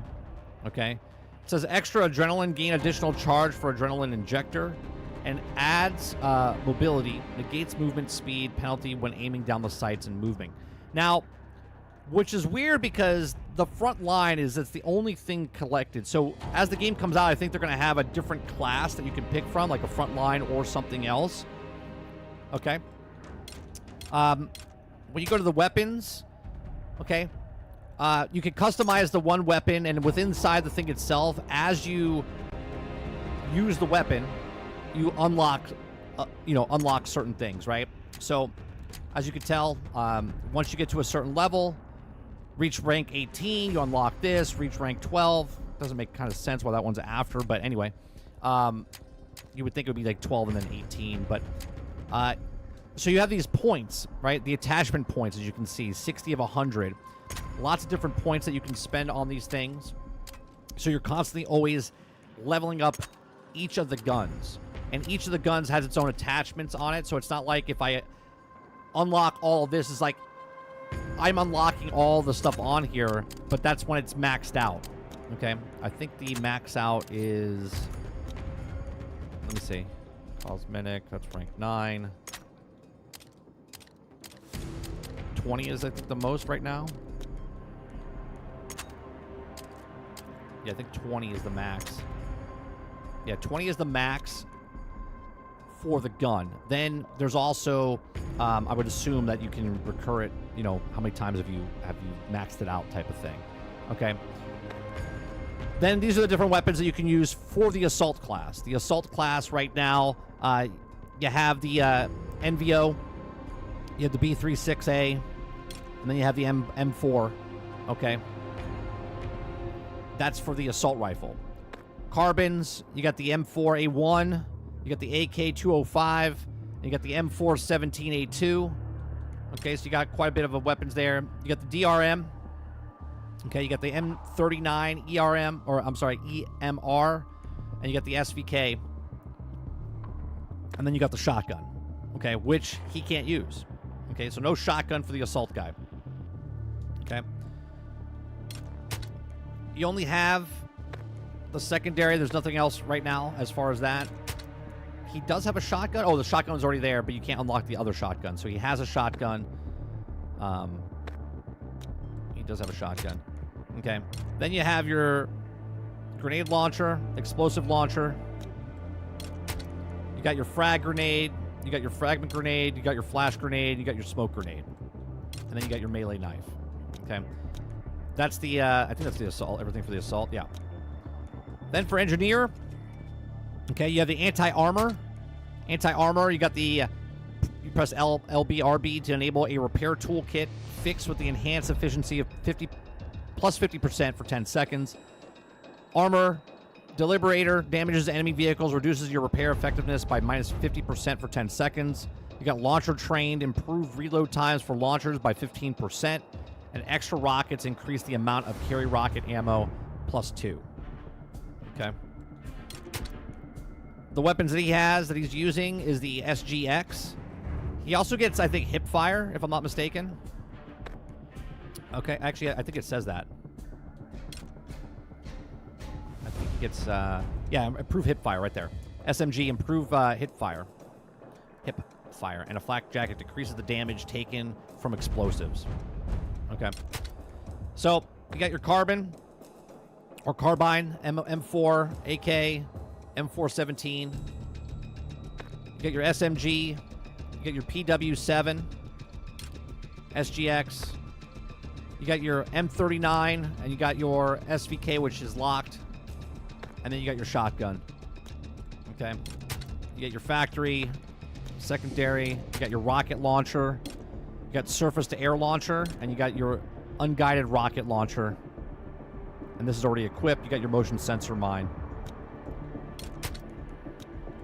And then you got your throwables, you got frag grenade and smoke grenade. And then you got your melee weapon. Okay. Support. Deploy a bag that supplies a nearby infantry with the same gadgets and weapons. Okay. You got your no sprint speed penalty. And you got quick revive. Faster drag stationary revives by 20% speed. Okay, so when you're a medic, you get more benefits for that. Okay. Combat medic. Become a mobile medical unit and teammates to protect them with improved defensive gadgets. Okay, press LB, RB, acts like a mobile supply bag for 10 seconds. Revive teammates in 2.5 seconds. Improve stats for all defensive gadgets. Revive down 10 teammates. Begins your health regeneration. And distribute health packs to teammates when directly interact with you. Got the L1110. He can use one carbine, which is the M4A1, LMG, LL110, and he's also got the KTS 100. He's got the SVK that he can use, and he can also use the shotgun. Okay. This is all the same. Gadgets, defibrillator, and then deployable cover, which is actually really, really nice. Really nice to use. Okay. You got smoke grenade as well, and you got frag grenade. I like using the smoke grenades because if you're a healer, you can throw it out there, and then people, you know, get the people there so you can revive them. So that's that. And then we have recon. You got the motion sensor device detects and displays the position of nearby moving enemies, vehicles, and gadgets on the team members. Mini maps. Enemy infantry can also remain undetected while moving in crouch, and press the device emits a sound audible to its hostiles. Okay, you got sniper stability aim for holding breath and rechamber quicker between shots. You got auto spot looking at hostiles with ADS marks them automatically, basically, right? Not basically, that's what it is. Okay, you got field spec sniper. Again, I think they're going to add different ones here. You have a press active ability, UAV call in. Press LBRB to call in a UAV to shadow you to aid to spotting enemy combatants. Kill confirm headshots from sniper rifles are unrevivable, right? Obviously, it's a headshot. You're not coming back from that. Wounding shots, sniper rifle shots to torso reveal enemies are slowing healing by 50%, which is interesting. And improve the auto spotting by 50% speed, 33% range, and plus 10 angle for 3 seconds. Right, and then he's got the sniper rifle, okay, that he's using. You got the carbine that you can use, the DRM, the one sniper rifle. Now, obviously, it looks like there's more spaces across the board for a lot of these things. So they're going to add more weapons. Again, this is the beta, so there's going to be more weapons for you to choose and pick from. You got the demolition charge, and you also got the deploy beacon. You got frag grenade, smoke grenade. Everyone's got frag and smoke. So there you go. There's that. Okay. You got challenges to do. It looks like career rank 20 is max. That's what it is.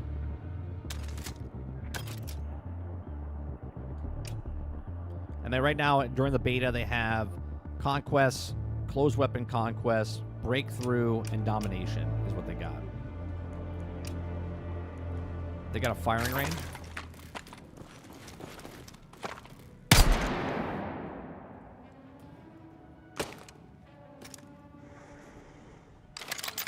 Oh, when you hold your breath, it goes down.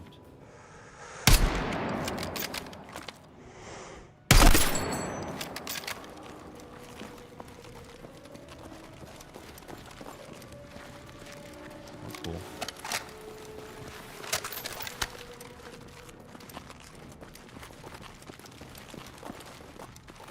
You hear the music?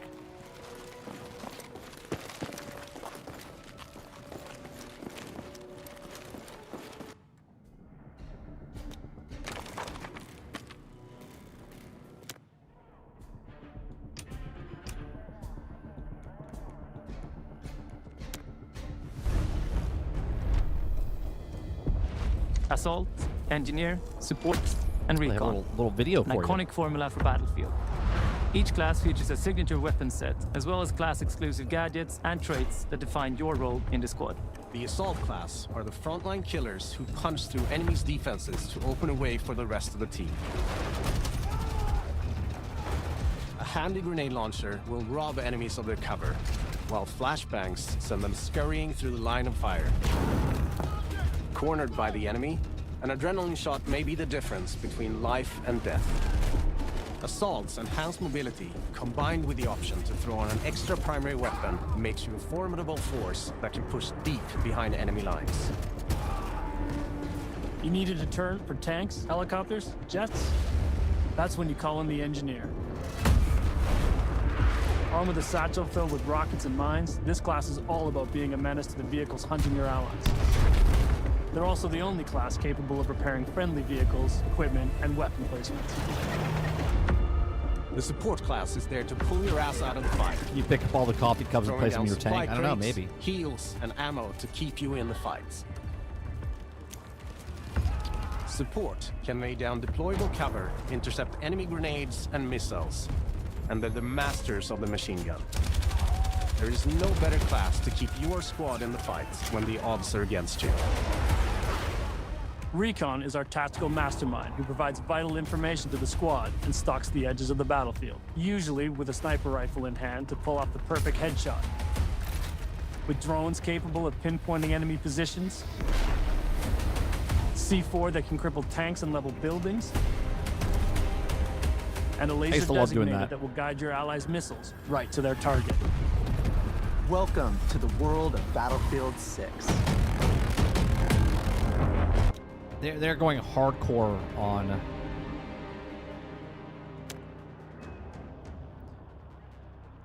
playing Conquest, fighting control captures. I thought they were going to show a video. They don't do that. No, just that's it.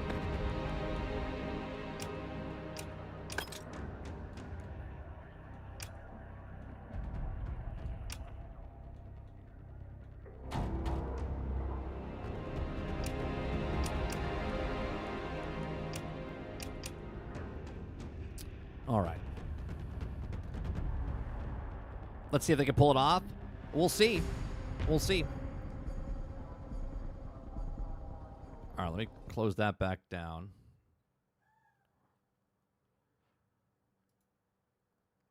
Let me see if there's anything else we got to talk about. I was going to play some after stream and play for like an hour or so, but I think hold on, let me see. I think the plumber's coming again back today.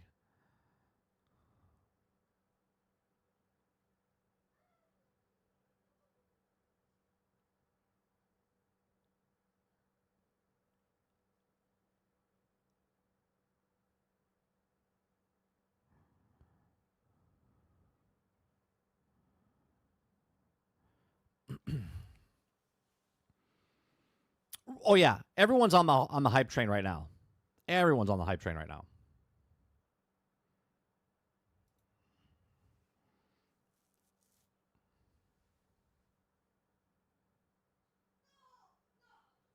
My son's playing the new season of Fortnite right now. He's like screaming in the. He's like, he's screaming inside the living room.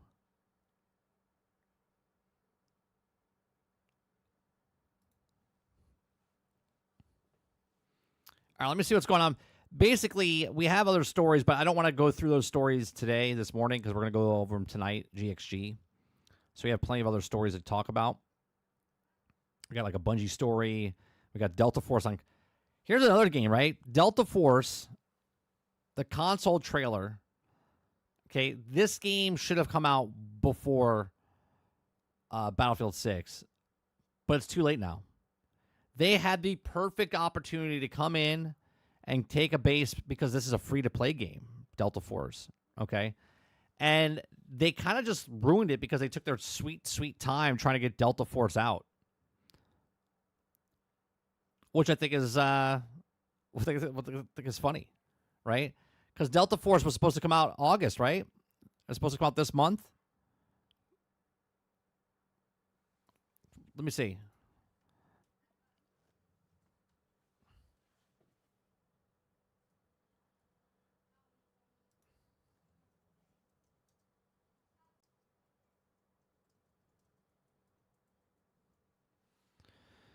Yeah, August 19th. So they have 3 weeks. 3 weeks to kind of get people excited. But it's kind of just passed, right? Everyone's been waiting for a Battlefield game for years. Battlebit Remaster was that Battlefield feeling with a shitty graphics, right? And people were okay with it because the gameplay was so good. I played Delta Force. It reminded me of Battlefield. I liked it. I was like, oh, it's good, but the monetization kind of pushed me off. But they could have released this game 6 months ago, okay? And they could have had this player base come in, and then it could have been a different talking point of Delta Force Battlefield instead of Call of Duty Battlefield. It could have been a Delta Force Battlefield type of thing and bring it back. They kind of like lost their mojo because they took so long to get it on console.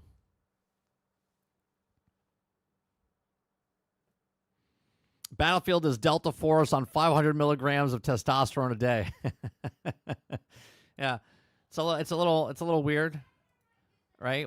How they kind of ruined it. Oh, this is a video I wanted to watch. This was Battlefield 2042 versus Battlefield 6. Okay. This was we can lower the volume of this. Okay, this is like the explosions, the things you can break, the things you can do stuff. Look how bad Battlefield 2042 was. Okay.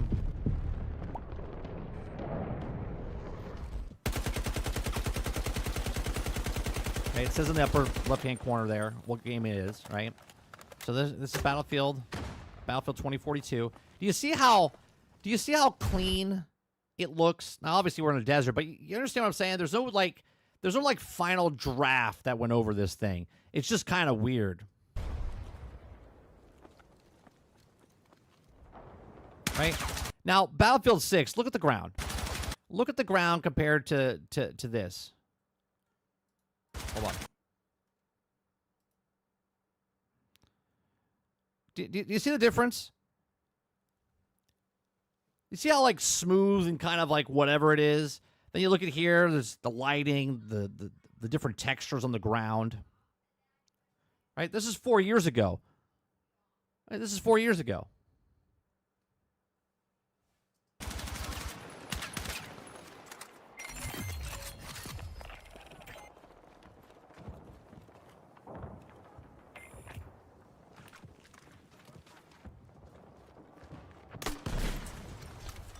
Right? Marks the actual ground, changes it.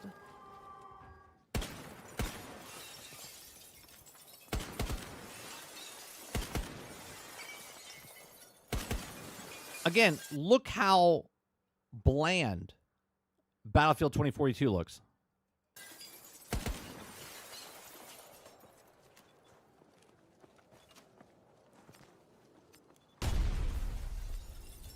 No, it's not gonna be game of the year. I don't believe it'll be game of the year. You can't even blow up the car. You can't even blow up the car.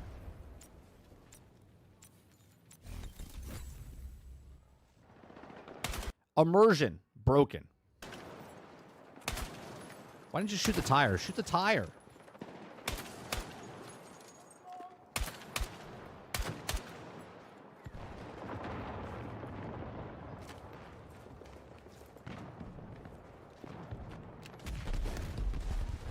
Doors flying off, trees falling down, right?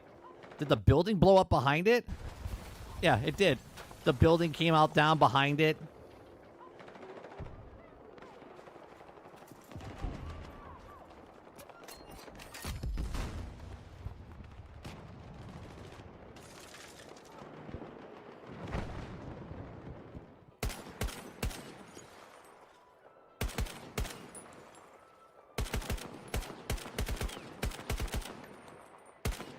Having problems shooting the lights. Here, we'll fast forward, right? Just look at the difference. Look at the difference of the building textures and stuff, man. Like, look at that. Yeah, breaking the lights. It's like night and day. Look at this. It is. It's like the Temu version. DICE did the minimal viable product. Minimal viable product.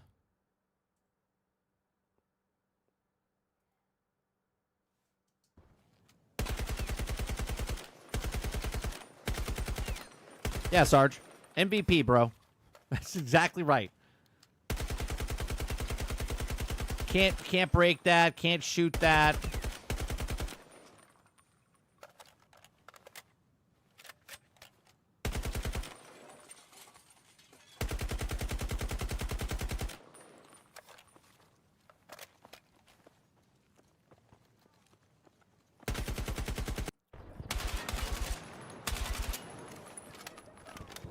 Like, you're shooting air conditioning units, which is fine, but at least they break. The immersion stays thing.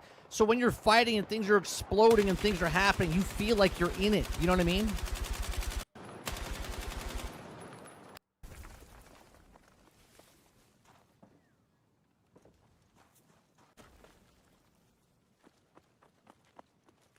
Again, Battlefield 2042 compared to the new one.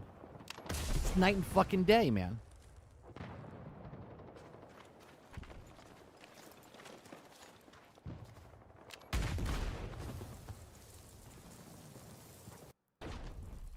Little bits and pieces. Oh, here's a good one.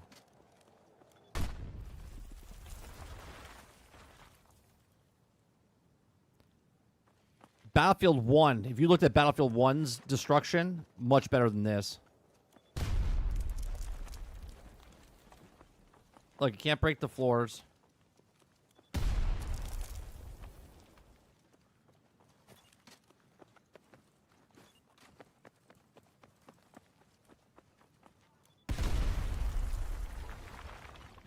Bad company, the whole building would collapse on you.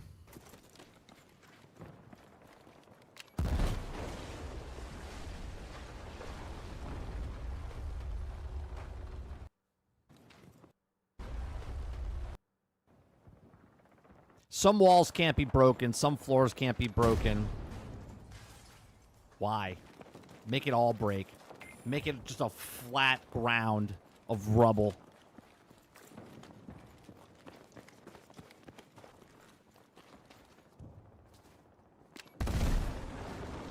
You can't break the side wall, but you can break the front wall.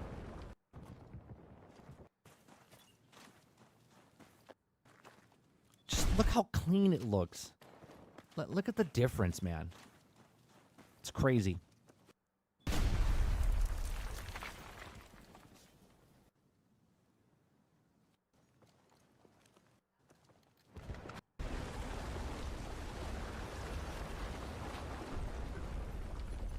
Look at the difference, right? Look at the difference. When you blow up this, nothing's there. It disappears. When you blow up something up now, the rubble, like, fills in the second story, falls down, makes it look.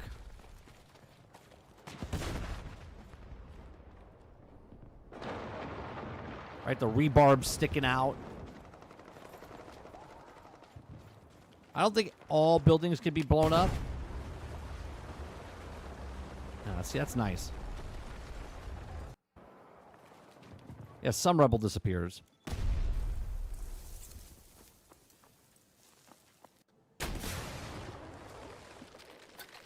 No one's ever going to play Battlefield 2042 ever again. Nobody's going to play it. Look at the palm trees, man. Look at the palm trees compared from this to that.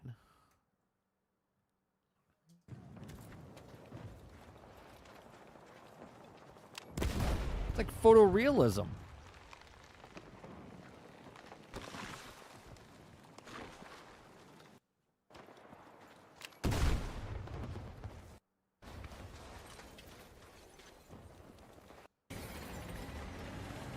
The tank can just destroy and drive over everything.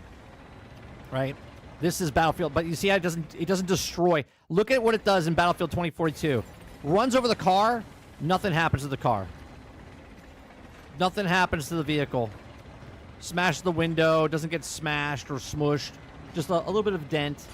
Okay, nothing really happened. The window shatters. Look at this. Completely gets just mangled. It's the small details, man, that immerse you. I was playing earlier. Guy in the tank was just plowing through the walls to make openings.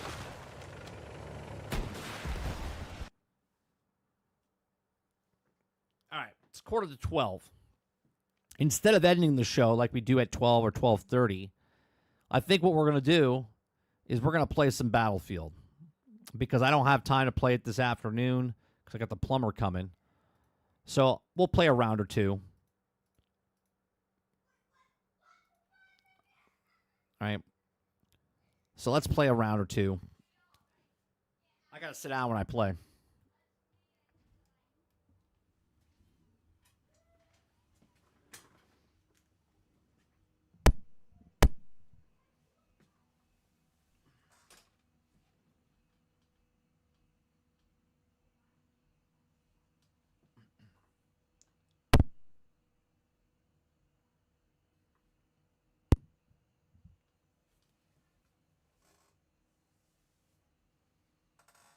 All right. Am I going to team up with good old pal Lono? No, I'm not teaming up with anybody. We're just going to dive in.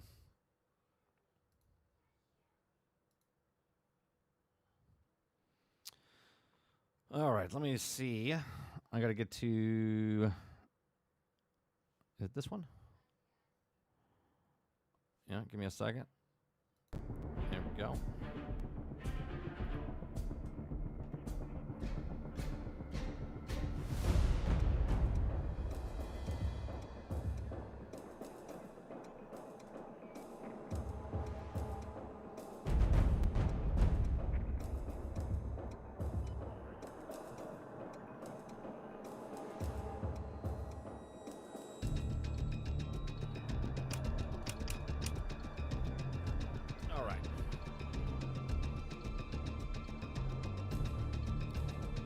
Where's my camera at?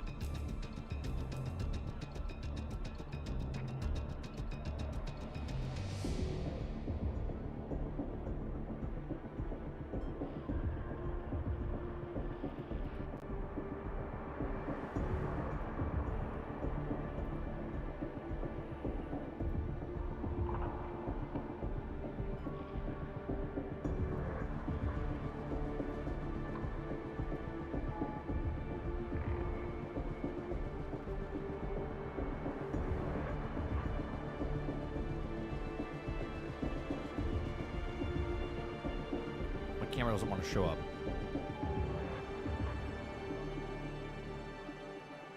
Okay.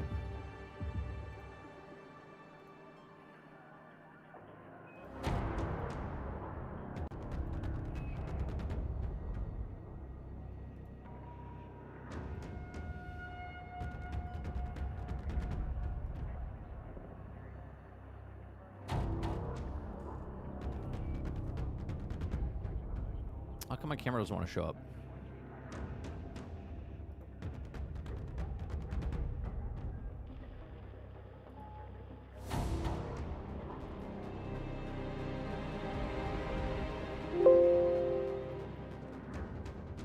All right, give me a second.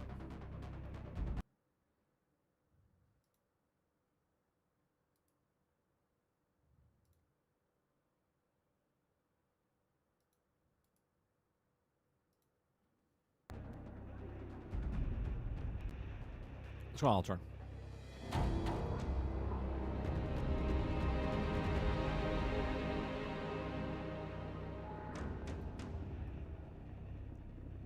I guess up here would be good, so it's not blocking any of the map or anything like that.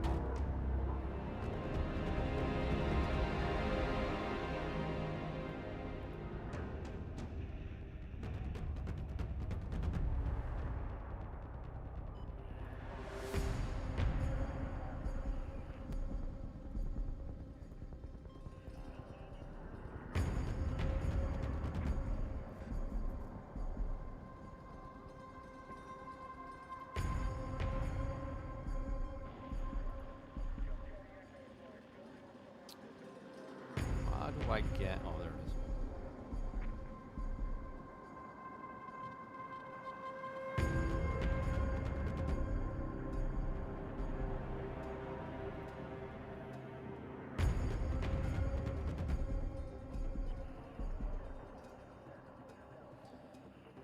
All right.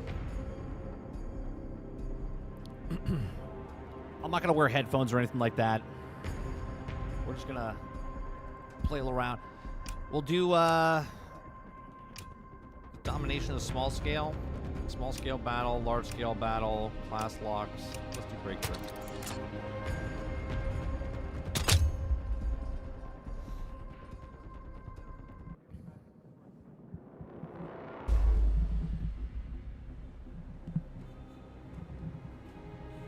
I'm not going to change my title or anything. If you're here, you're here. You watch it, you watch it. We're going to look at it a little bit. Maybe we'll play tonight after GXG, but I don't know. This is small scale as well, isn't it?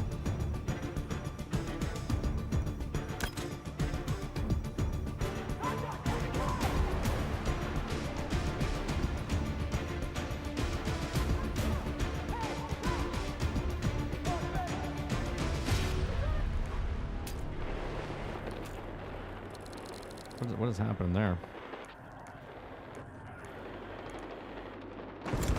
All squads, sector defense now. Stop the enemy advance and grind them down. I have no idea where the fuck I am.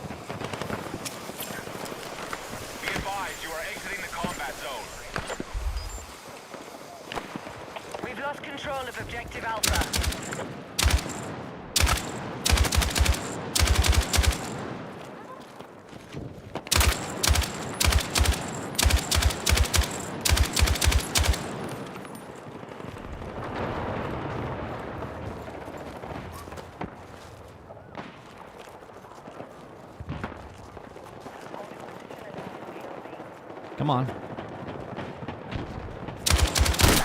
Oh, yeah. You got me, headshot.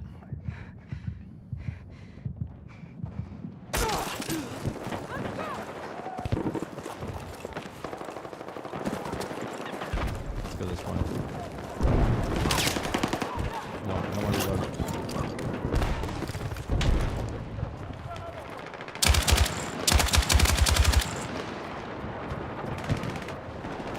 Tank over there.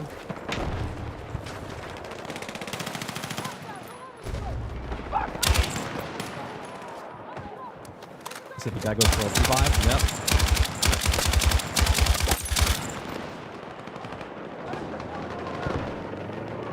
Cover that body. Oh, guy behind us.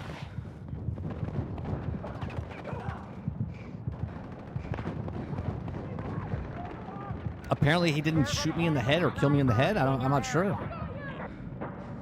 I'm not sure. That's a good point, Water. Oh, he stole over there. Our attack's working. Enemy numbers are down.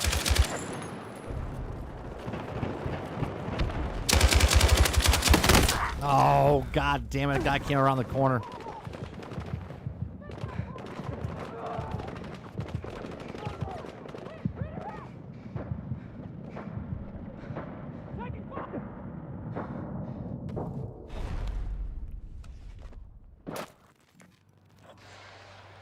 We are moving on objective Alpha.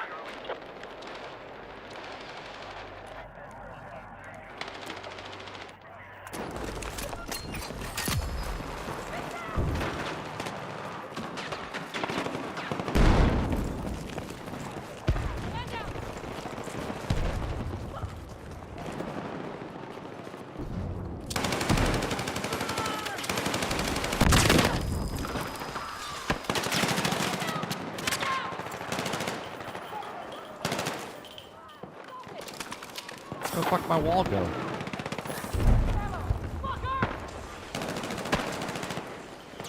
Bravo is under attack. I'm going in blind. I haven't played any of these maps or this area before.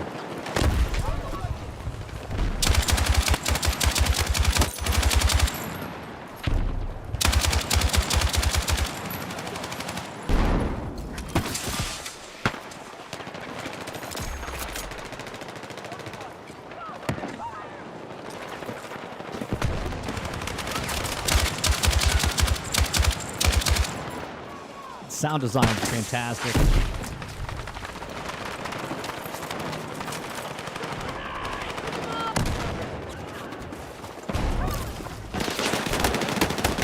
Damn it. I tried, buddy.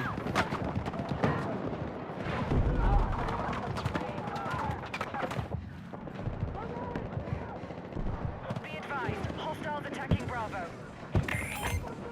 I need a medic! Enemy has lost over half its troops. There's a medic right next to me.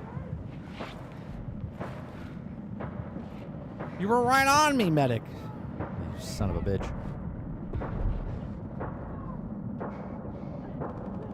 Bravo is under attack.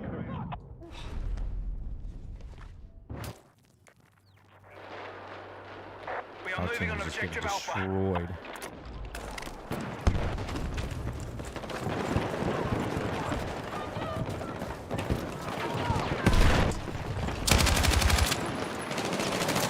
Enemies are attacking objective Bravo.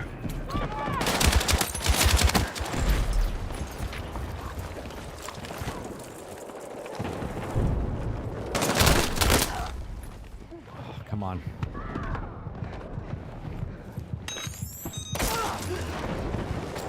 Be advised, hostiles now hold objective Alpha.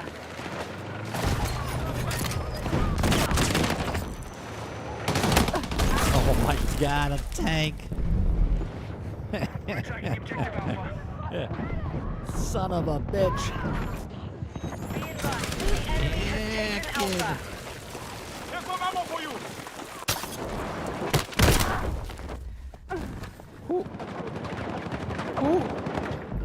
What? The enemy keeps bleeding out. How did he get behind me? I'm here! Let's move! Spare ammo for you! Get down! Grab this spare ammo!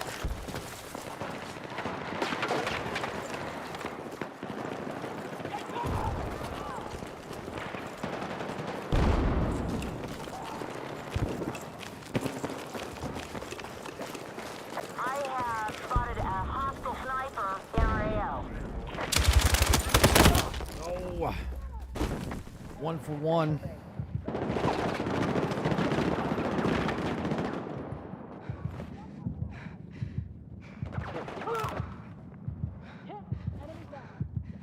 Anybody?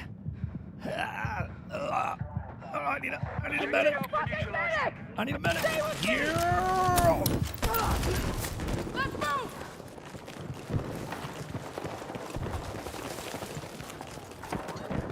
The enemy can't take any more losses. Flush them out and kill them. Do a full circle here.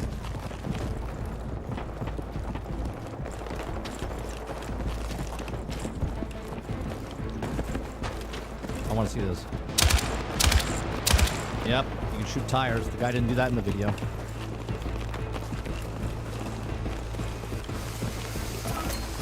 We now hold Alpha.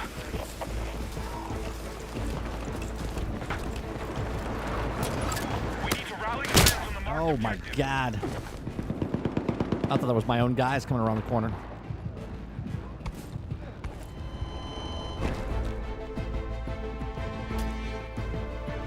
I saw.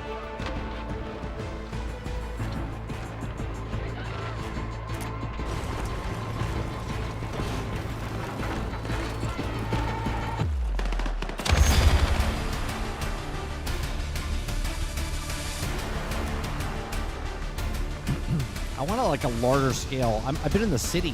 I hope they have a different assortment of maps going on here.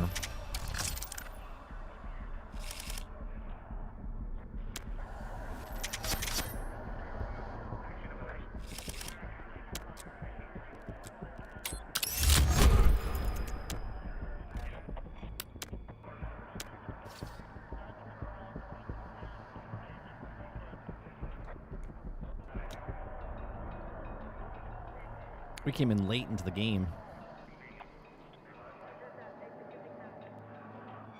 Yeah, 5 and 4.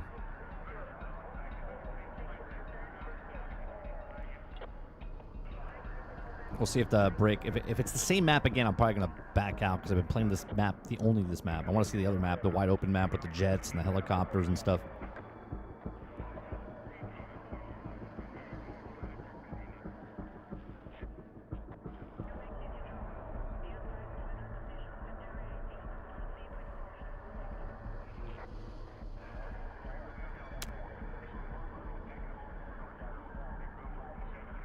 Bum, bum, bum, bum, bum, bum.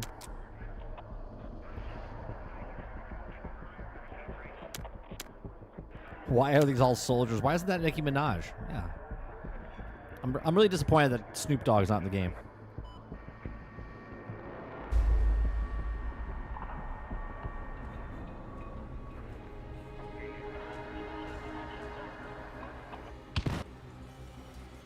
Did that guy say level 14 already?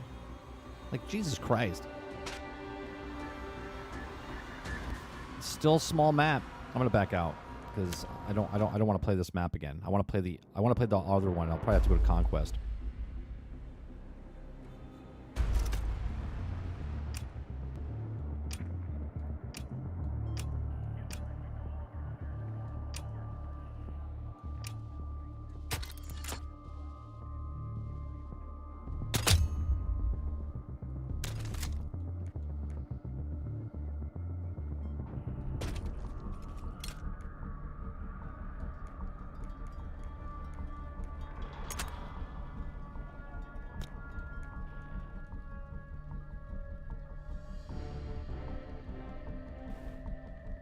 Yeah, seriously. Oh, good. We're on this first map here, or the other map. Okay.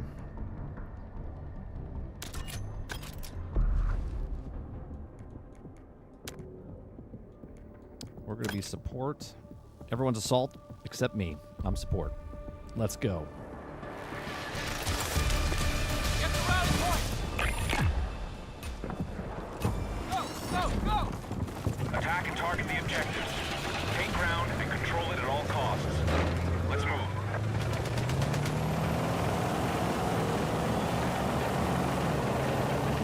It does look good. Look at this war field here. You didn't see this in Battlefield 2042. This is our objective. Take it!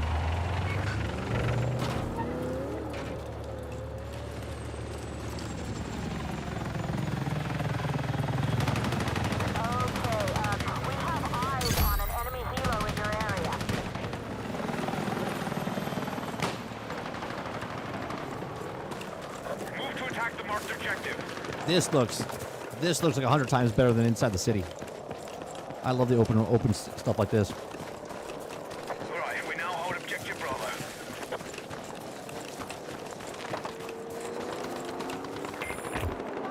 Airspace is clear. Pilots are free to engage. Wait a minute. What am I doing?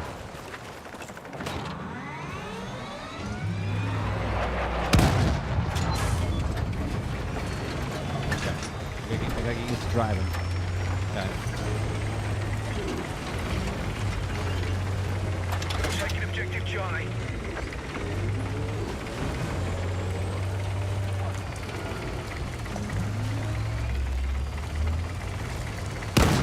Oh, I just missed the copter.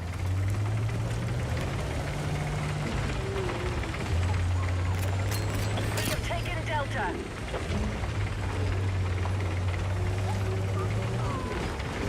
Move to attack the marked objective.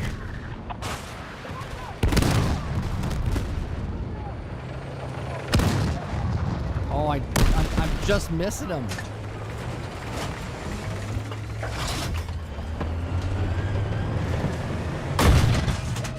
Oh. Hostiles attacking objective Delta.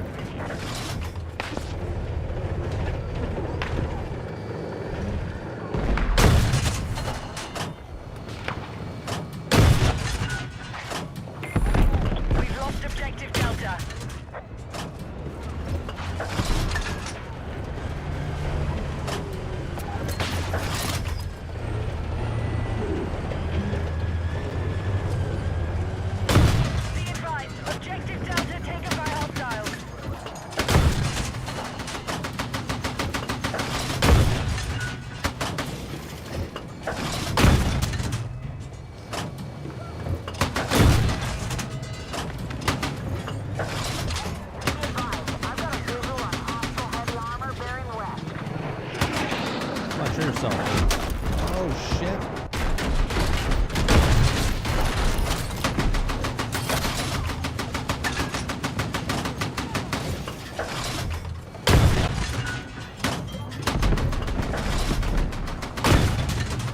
am I missing him?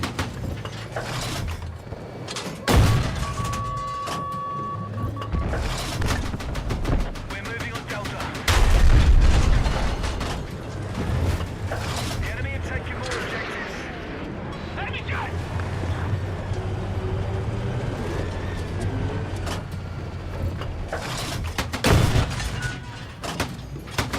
Objective Delta has been neutralized.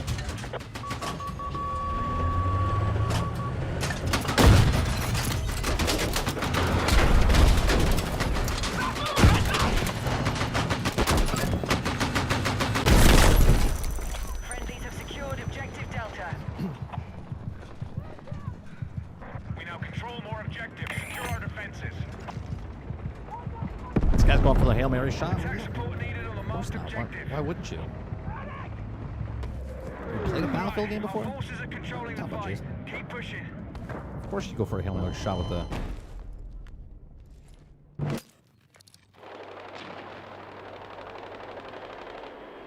Let's go with...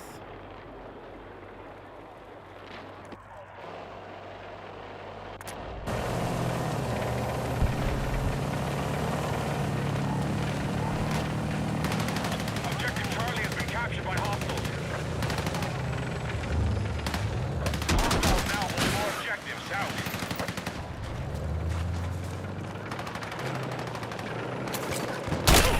No. Oh, Jesus. That's a headshot. That's a headshot.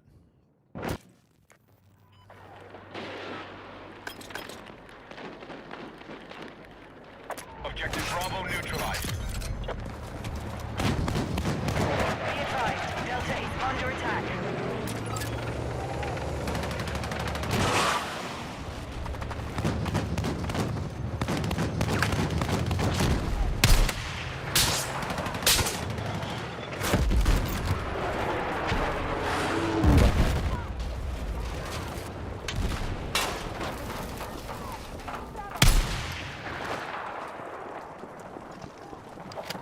Oh, I gotta reload.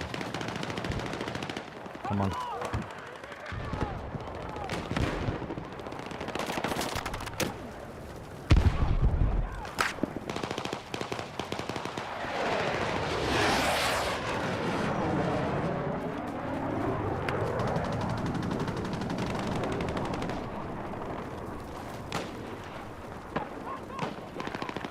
Come on.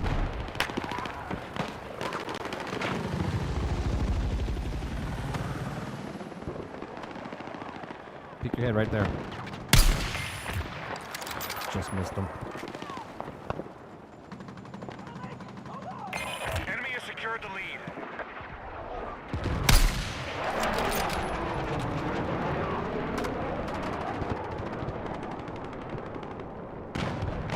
Is he gonna peek his head there?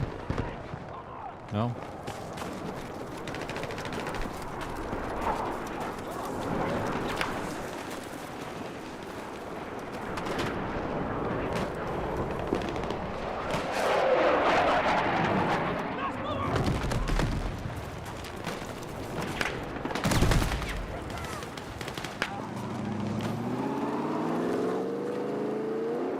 The guy's still up there shooting at us?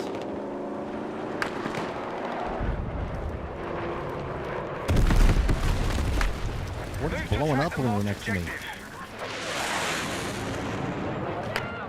Be advised, Charlie's being captured by hostiles. Oh shit!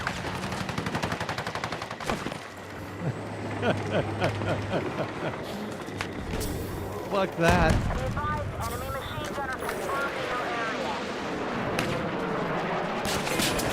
The enemy is controlling the fight. Stay strong.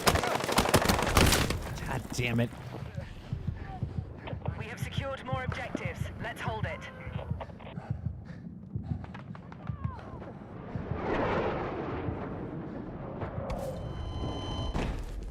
I wanted to put C4. Echo. We've begun our assault on Charlie.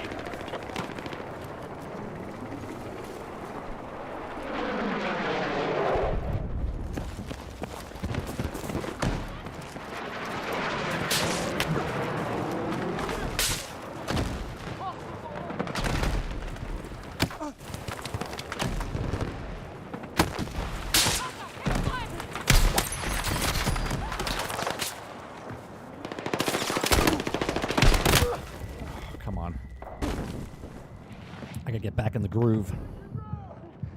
It's a nice sniper shot I got there, and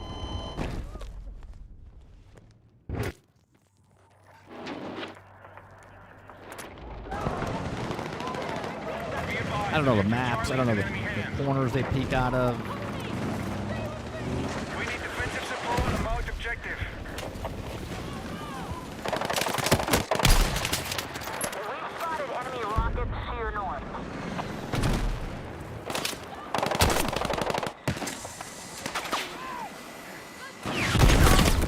I knew the guy was up in the fucking window. I was about to try to go for him. Hey, you stay with me.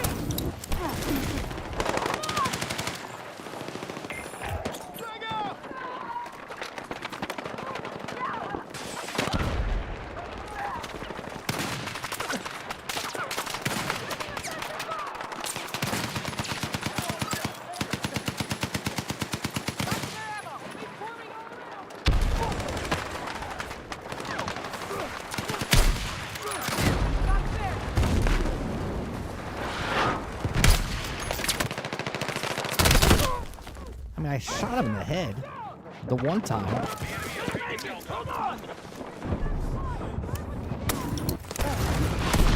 go.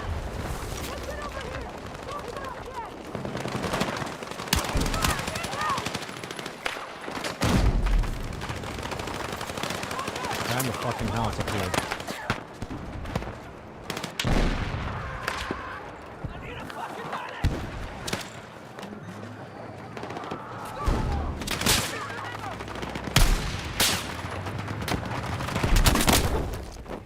Who shot me now? Son of a...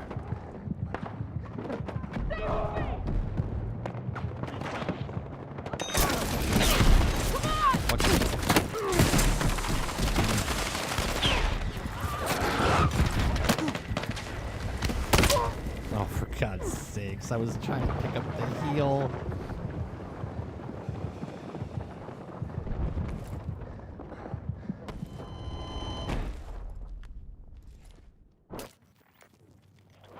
Jesus, you think there's enough guys over there? Enemy sniper confirmed in your area.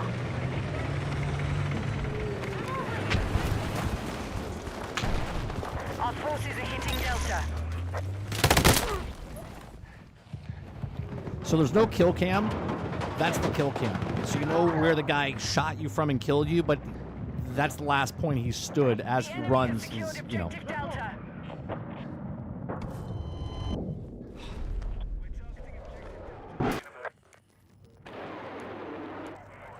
All right, let's go to A.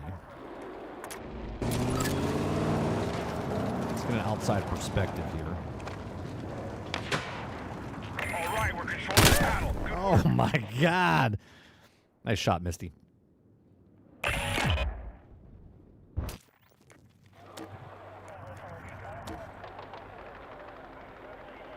You know what? I want to try taking this. I don't want the scope. I don't want the scope.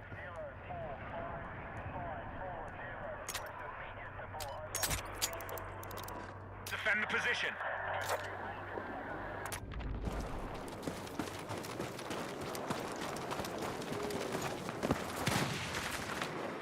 Be advised, we have lost Charlie.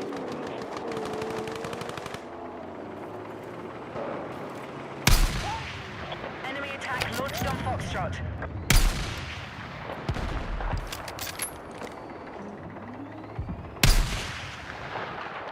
Good bullet drop?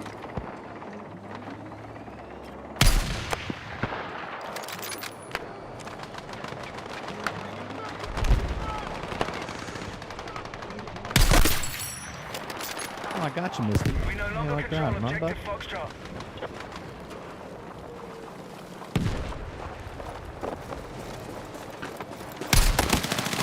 Shit.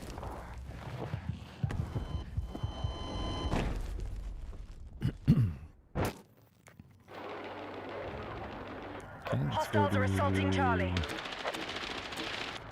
over D.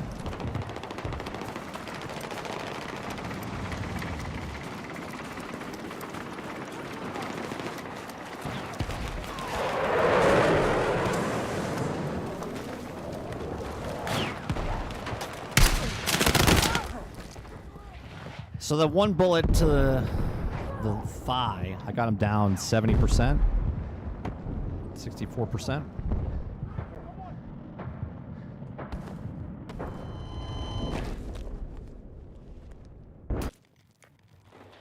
Marked objective under threat. Let's defend the position.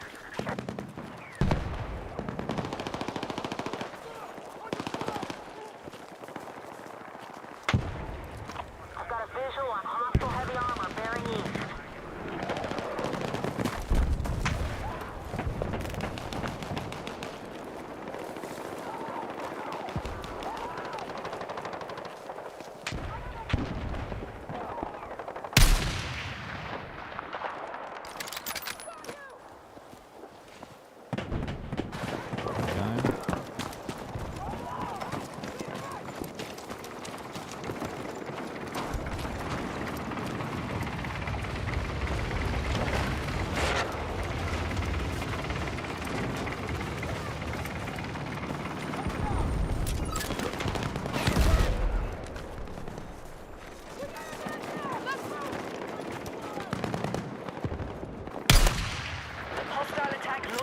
I hit him.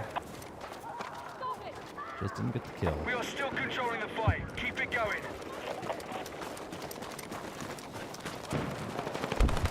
Target marked. Fire for effect.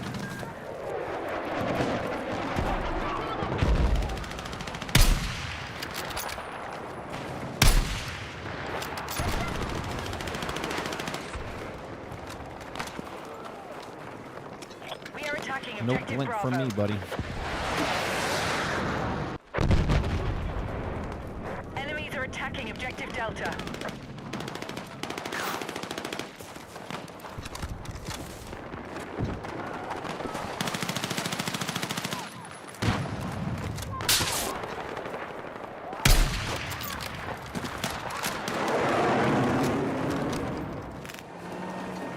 We've neutralized objective Bravo. Is he right here?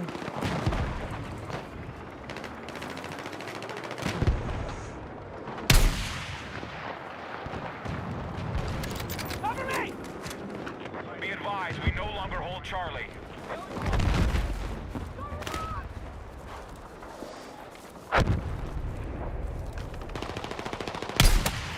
Oh, hit him. Objective marked. We need you supporting the attack.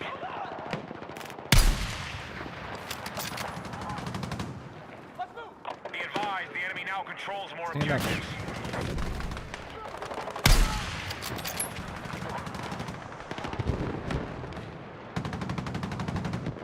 Tracking an enemy helo west of your location.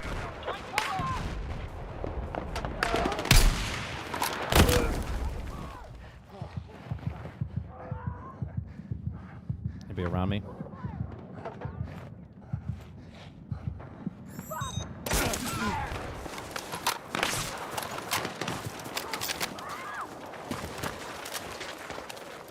Our forces have neutralized Alpha.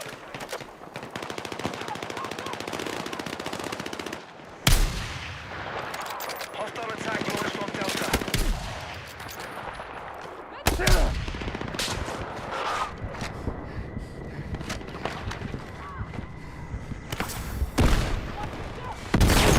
Oh. Grenade launcher? Yeah. Be advised, Alpha's under attack. They just ran him over. Alright, let me get back in the, It will be assault.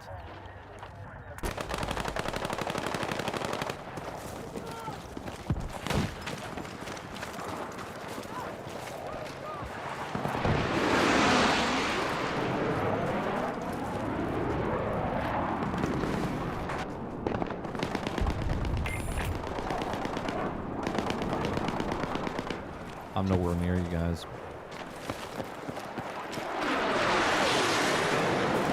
Enemy attack confirmed at Alpha.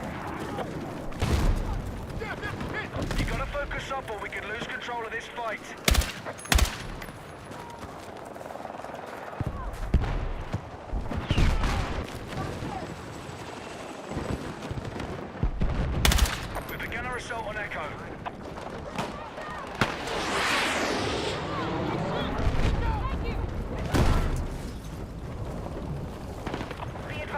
Alpha is under attack.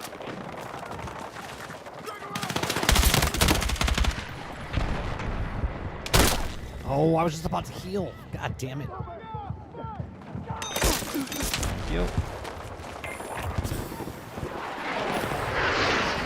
We're attacking Charlie.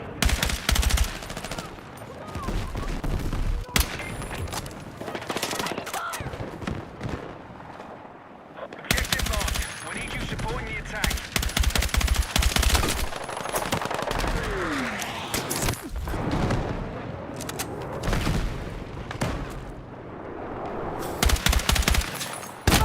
Oh, he came up behind me.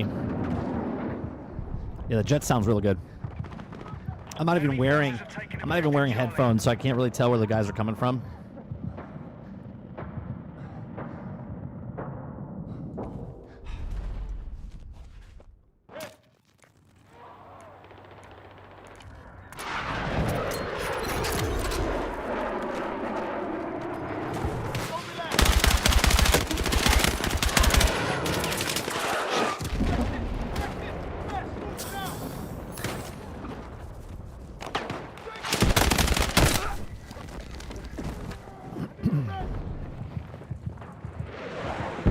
Ooh, plane just dove bomb into the ground there. What's going on, Eric Jones? Get cover! I got you! Enemy tank! Bring those ammo!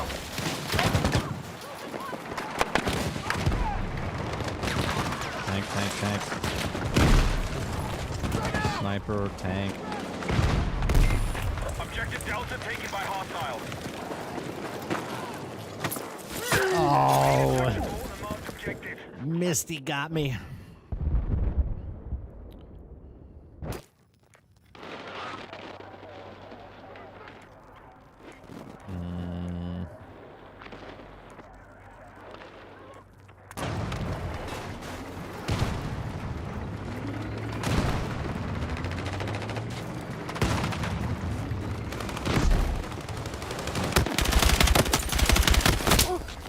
I got one. We've taken objective Charlie.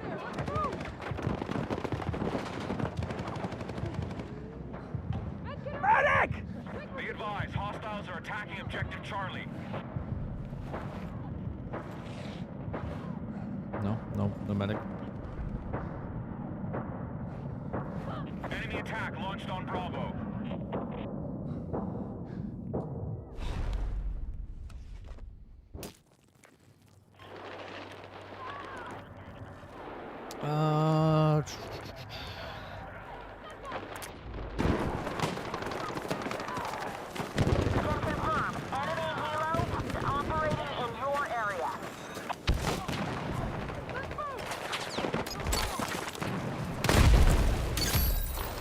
We have reestablished objective control.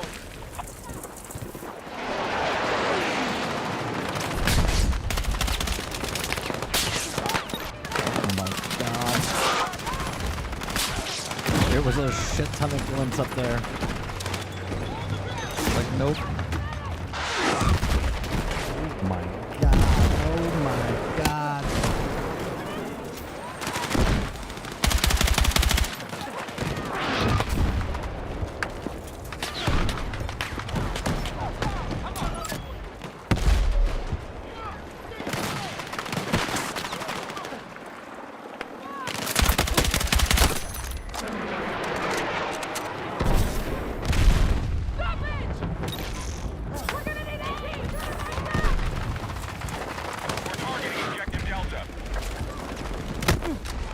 I'm gonna shoot him.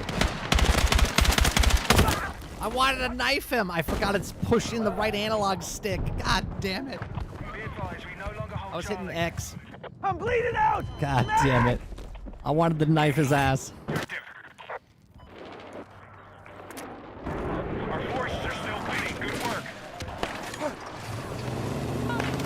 Objective Charlie is being captured by hostiles.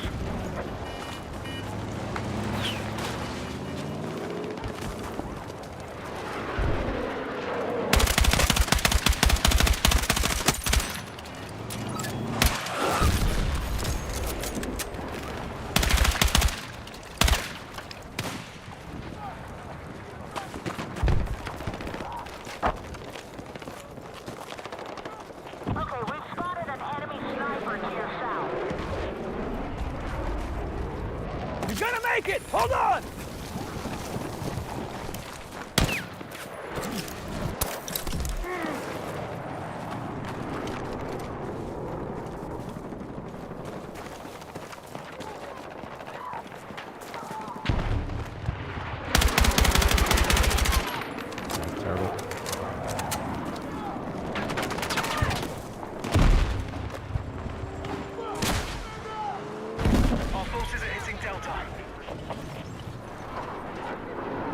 Yeah, the dragging thing is great.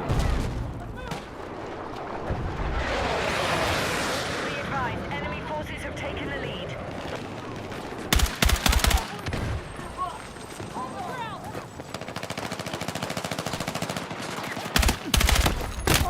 Oh.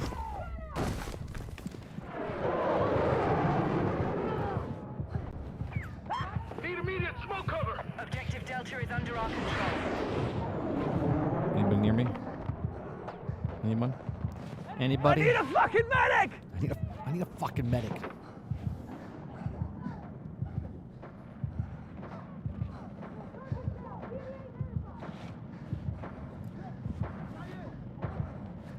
Sounds good, Sarge.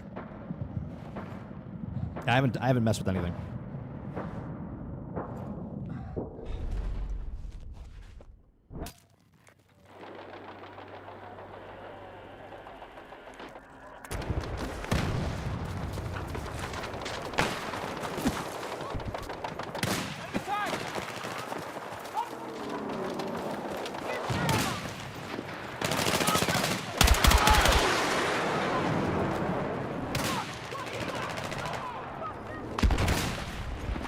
We are moving on objective Echo.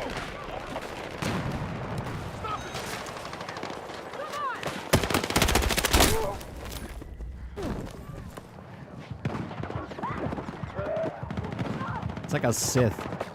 There's always two. Our forces have neutralized Echo. Alright, we now have more objectives. Push, push, push!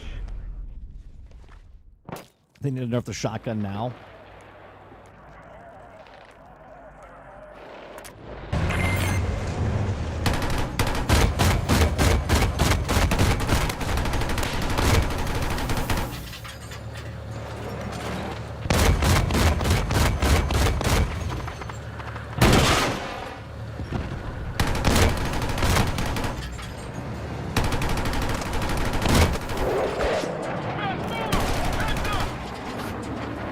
Helicopter flying across the screen. Can I zoom in? Yeah.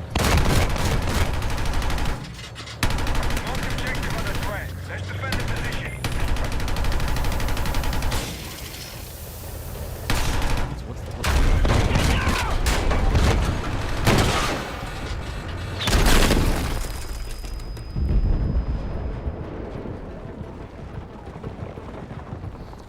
So yeah, as a tank, I wouldn't have pushed in. I wouldn't have pushed in as a tank.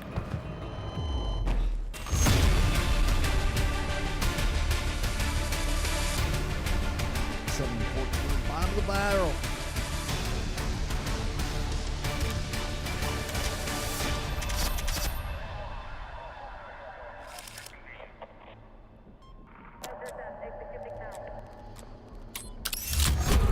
I guess it's pretty fast leveling up.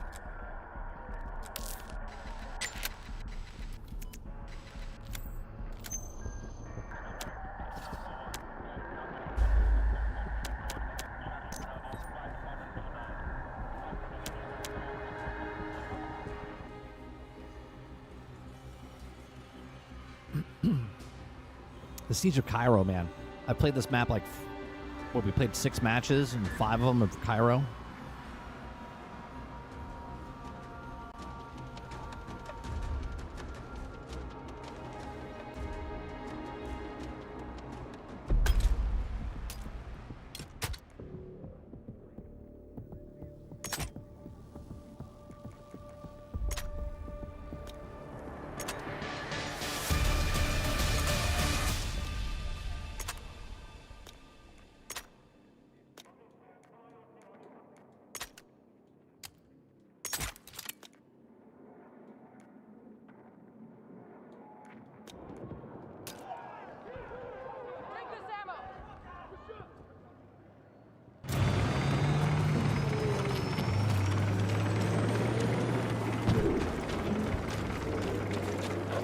Attack support on the marked objective. E's always a shit point. It's always crazy at E.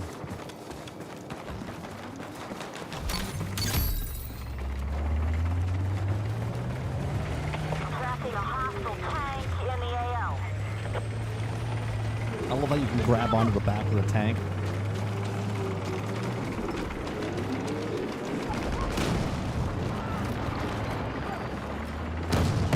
Bravo is under enemy control. It's probably week 1 for me, all turn. I don't want to buy it day 1 because I'm afraid that I'm not going to be able to play it anyway because the entire time you're going to be waiting for servers. But we'll see. If the servers are not shitting themselves the first day, then maybe I buy it a little earlier.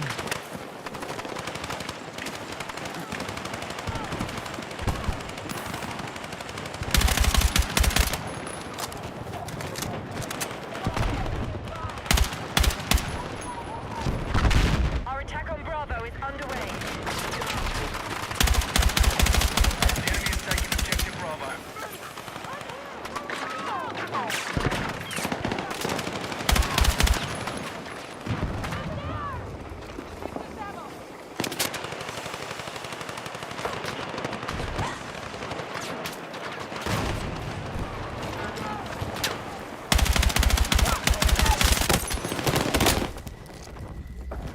I was trying, my friend.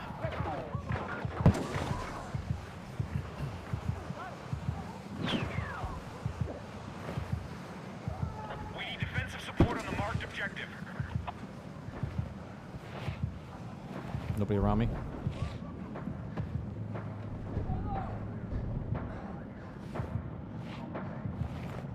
Hang on! I got you!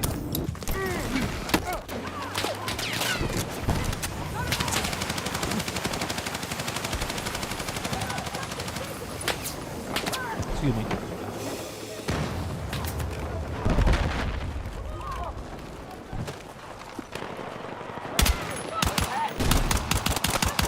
Spotted hostile heavy armor in our AO.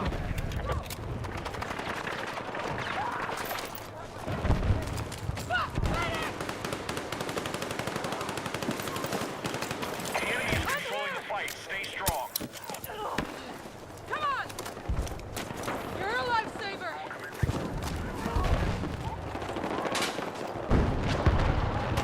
I'm not even a medic.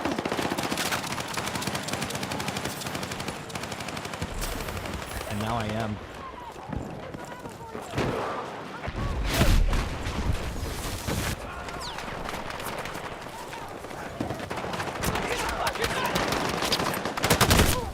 Fuck, I didn't see him over there. Objective Alpha neutralized.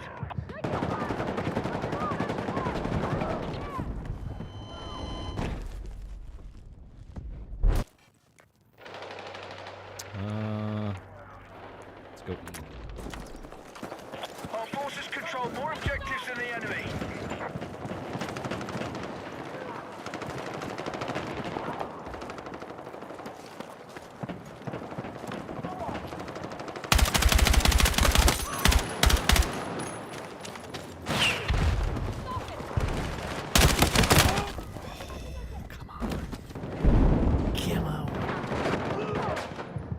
Contact in my position! I got you! I'm here! I love the dragging. The dragging is fantastic. Let's go!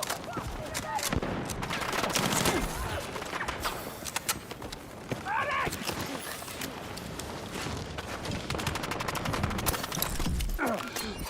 Come on! I need a defensive line on that position! Going away! Head down! Enemies are attacking objective Bravo. We have eyes on an enemy tank in your area.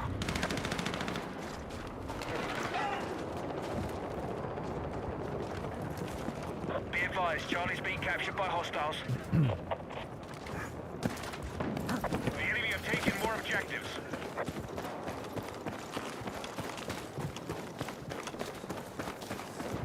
Stick with the group. We're targeting objective Delta.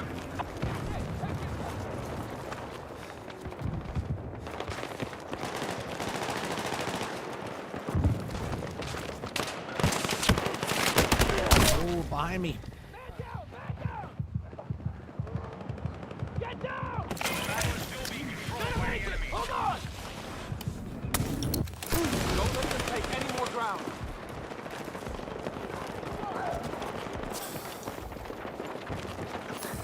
Be advised, enemy attack confirmed at Echo. Taking Delta. Nice. Yeah, we've got an enemy sniper located in the AO. Marked objective under threat. Let's defend the position.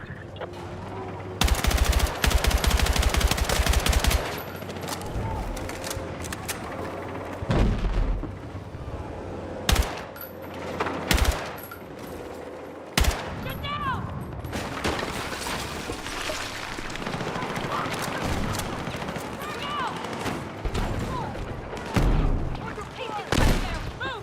Enemies are attacking objective Delta.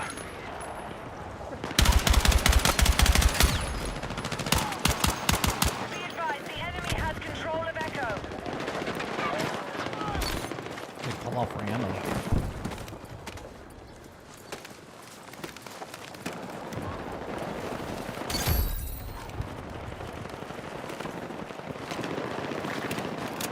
Well, fucking pistol.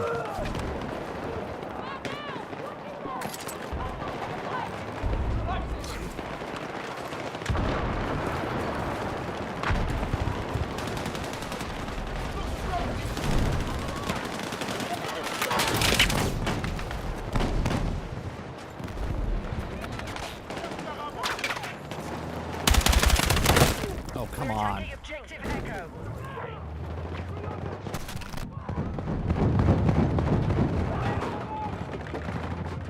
They picked me up and killed me instantaneously again. After 3 games, yeah, it was Battlefield 5, 2042, and now this one, right? I don't think there was supposed to be a drag mechanic in Battlefield 1. We've begun our assault on Echo.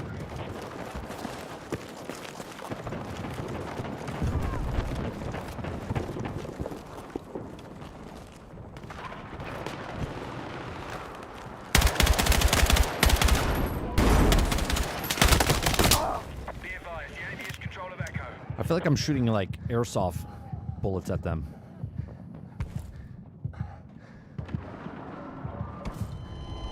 Like seriously. I feel like I'm doing airsoft.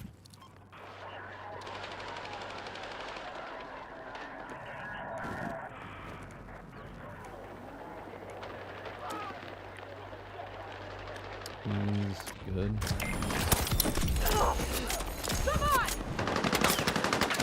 Hostile forces are still ahead of the fight. Let's regroup.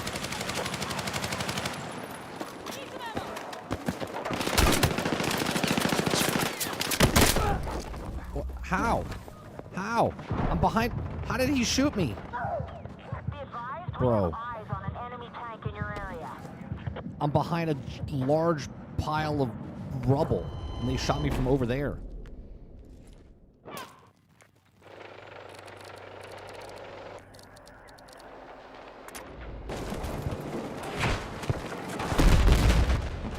Objective Delta has been neutralized. We're attacking objective Alpha. Oh, for fuck's sake.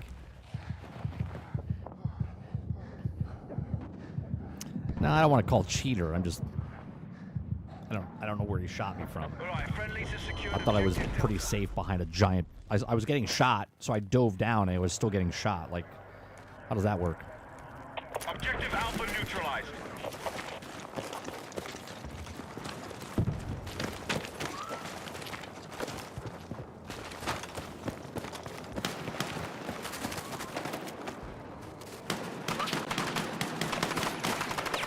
We are moving on objective Echo. Objective Charlie has been lost.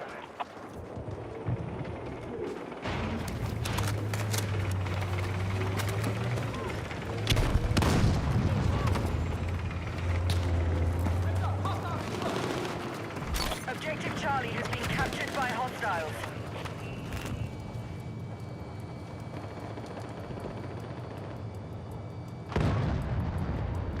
7 of us. I can't really tell the people that are assault take a flag over faster, because every time I buy a flag, most people that are there are... There's like 5 or 6 of us. So I can't tell if it's being taken over fast because of... We need attack support on the marked objective. Because of the perk, or because of the actual... The guy.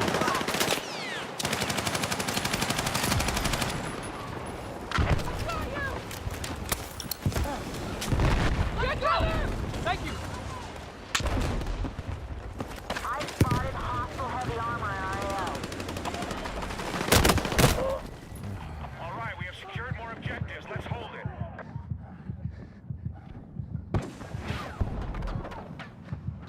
Medic!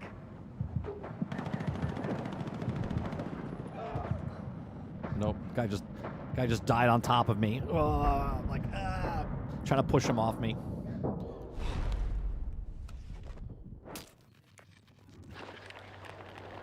Objective Bravo neutralized.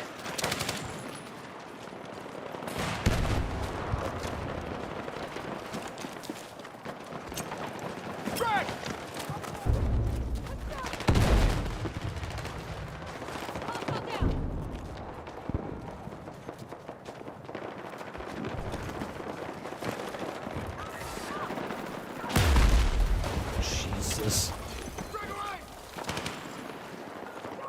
We are moving on objective Charlie. Grenade.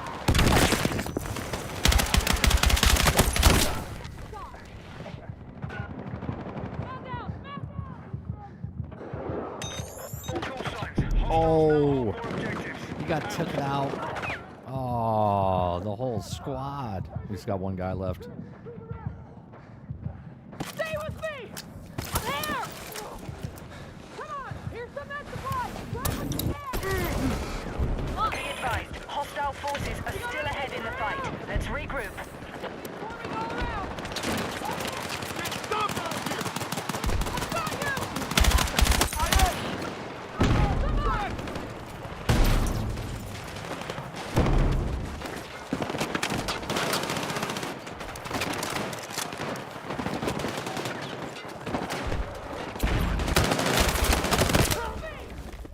Oh, there's a guy on the ground in the dead body.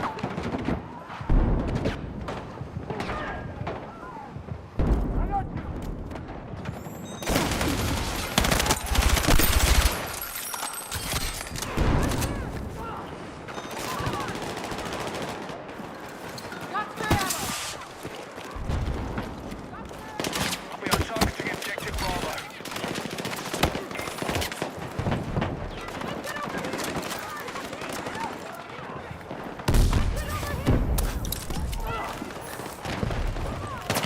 We now control more objectives. Secure our defenses. After all of that. We need defensive support on the large objective. After all of that.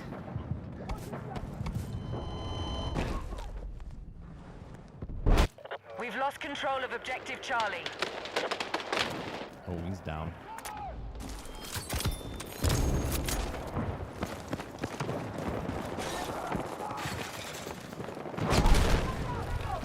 Charlie is being captured by hostiles.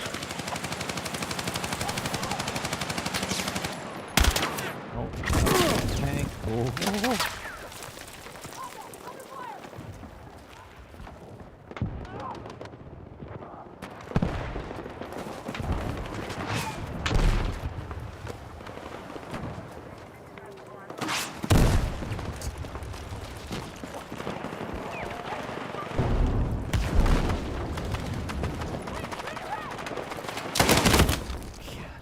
Damn it.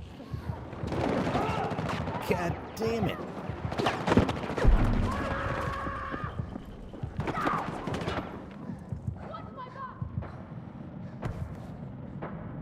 That was a Battlefield moment right there. Yeah, where I jumped around, saved the guy, then the group of people came over, got one.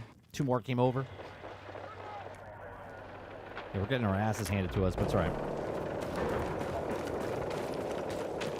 Objective Charlie is in enemy hands.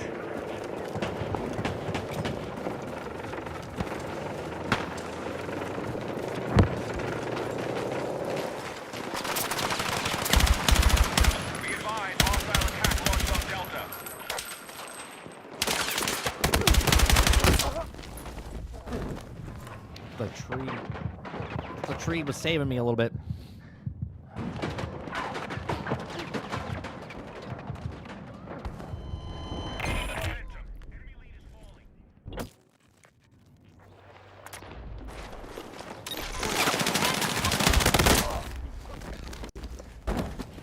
Cool.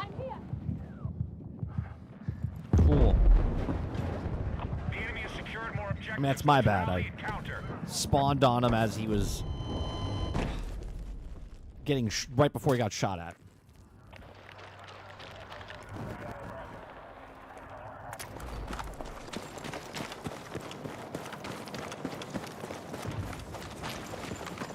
Enemy attack confirmed at Echo.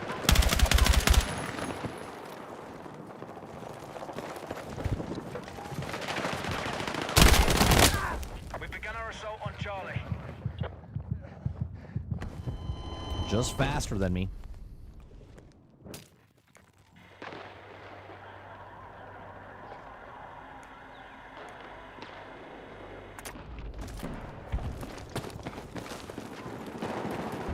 Our forces have neutralized objective Charlie.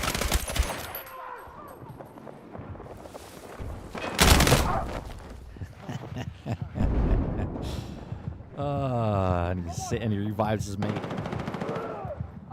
cover me! We've secured Charlie. We need attack support on the marked objective. Grenade on me. Flashbang.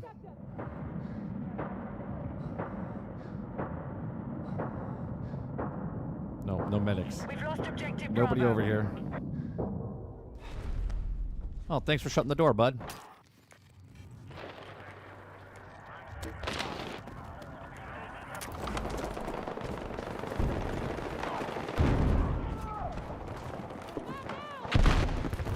We have secured more objectives. Let's hold it. Be advised, enemy tank operating in your area. A lot more fucking cover in this game.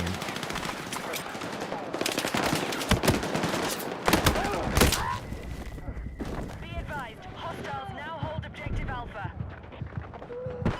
Need immediate smoke cover. Hostile forces have maintained control of the fight.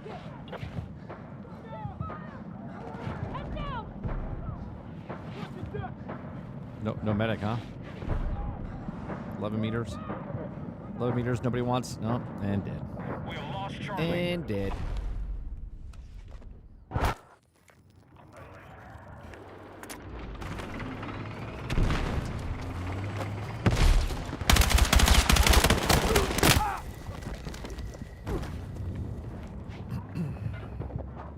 Objective Charlie has been captured by hostiles. You know what it feels like? And I'm not making an excuse or anything. It feels like when you try to shoot someone, it takes forever. But when you die, it's instantaneously. You know what I mean? That's what it feels like. That's what it feels like. Our forces are hitting Delta.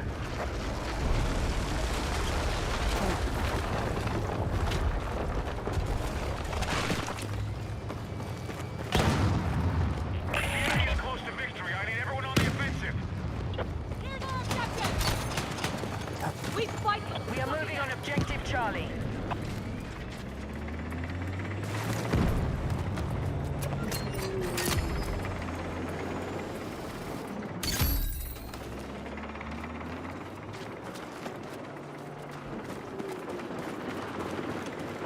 Move to attack the marked objective.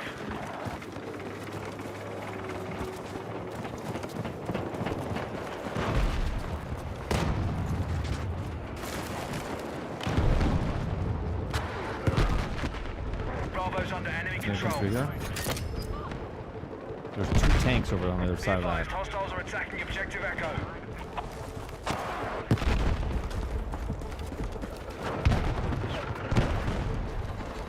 I'm tracking a hostile tank in the AO.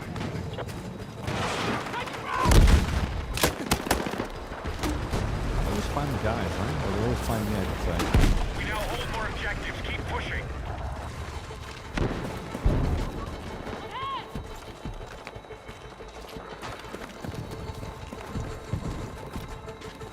Our forces are attacking objective Charlie. That's my guys.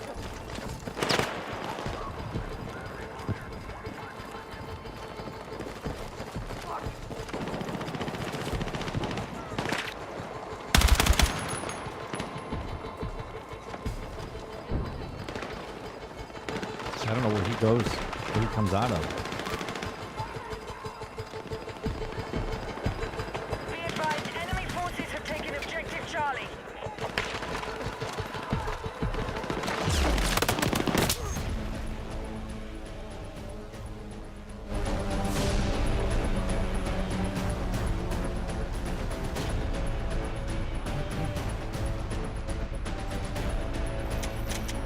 If you have it, you can post it on Discord section. Any post, Digital Foundry leaves IGN, now independent. Oh, interesting.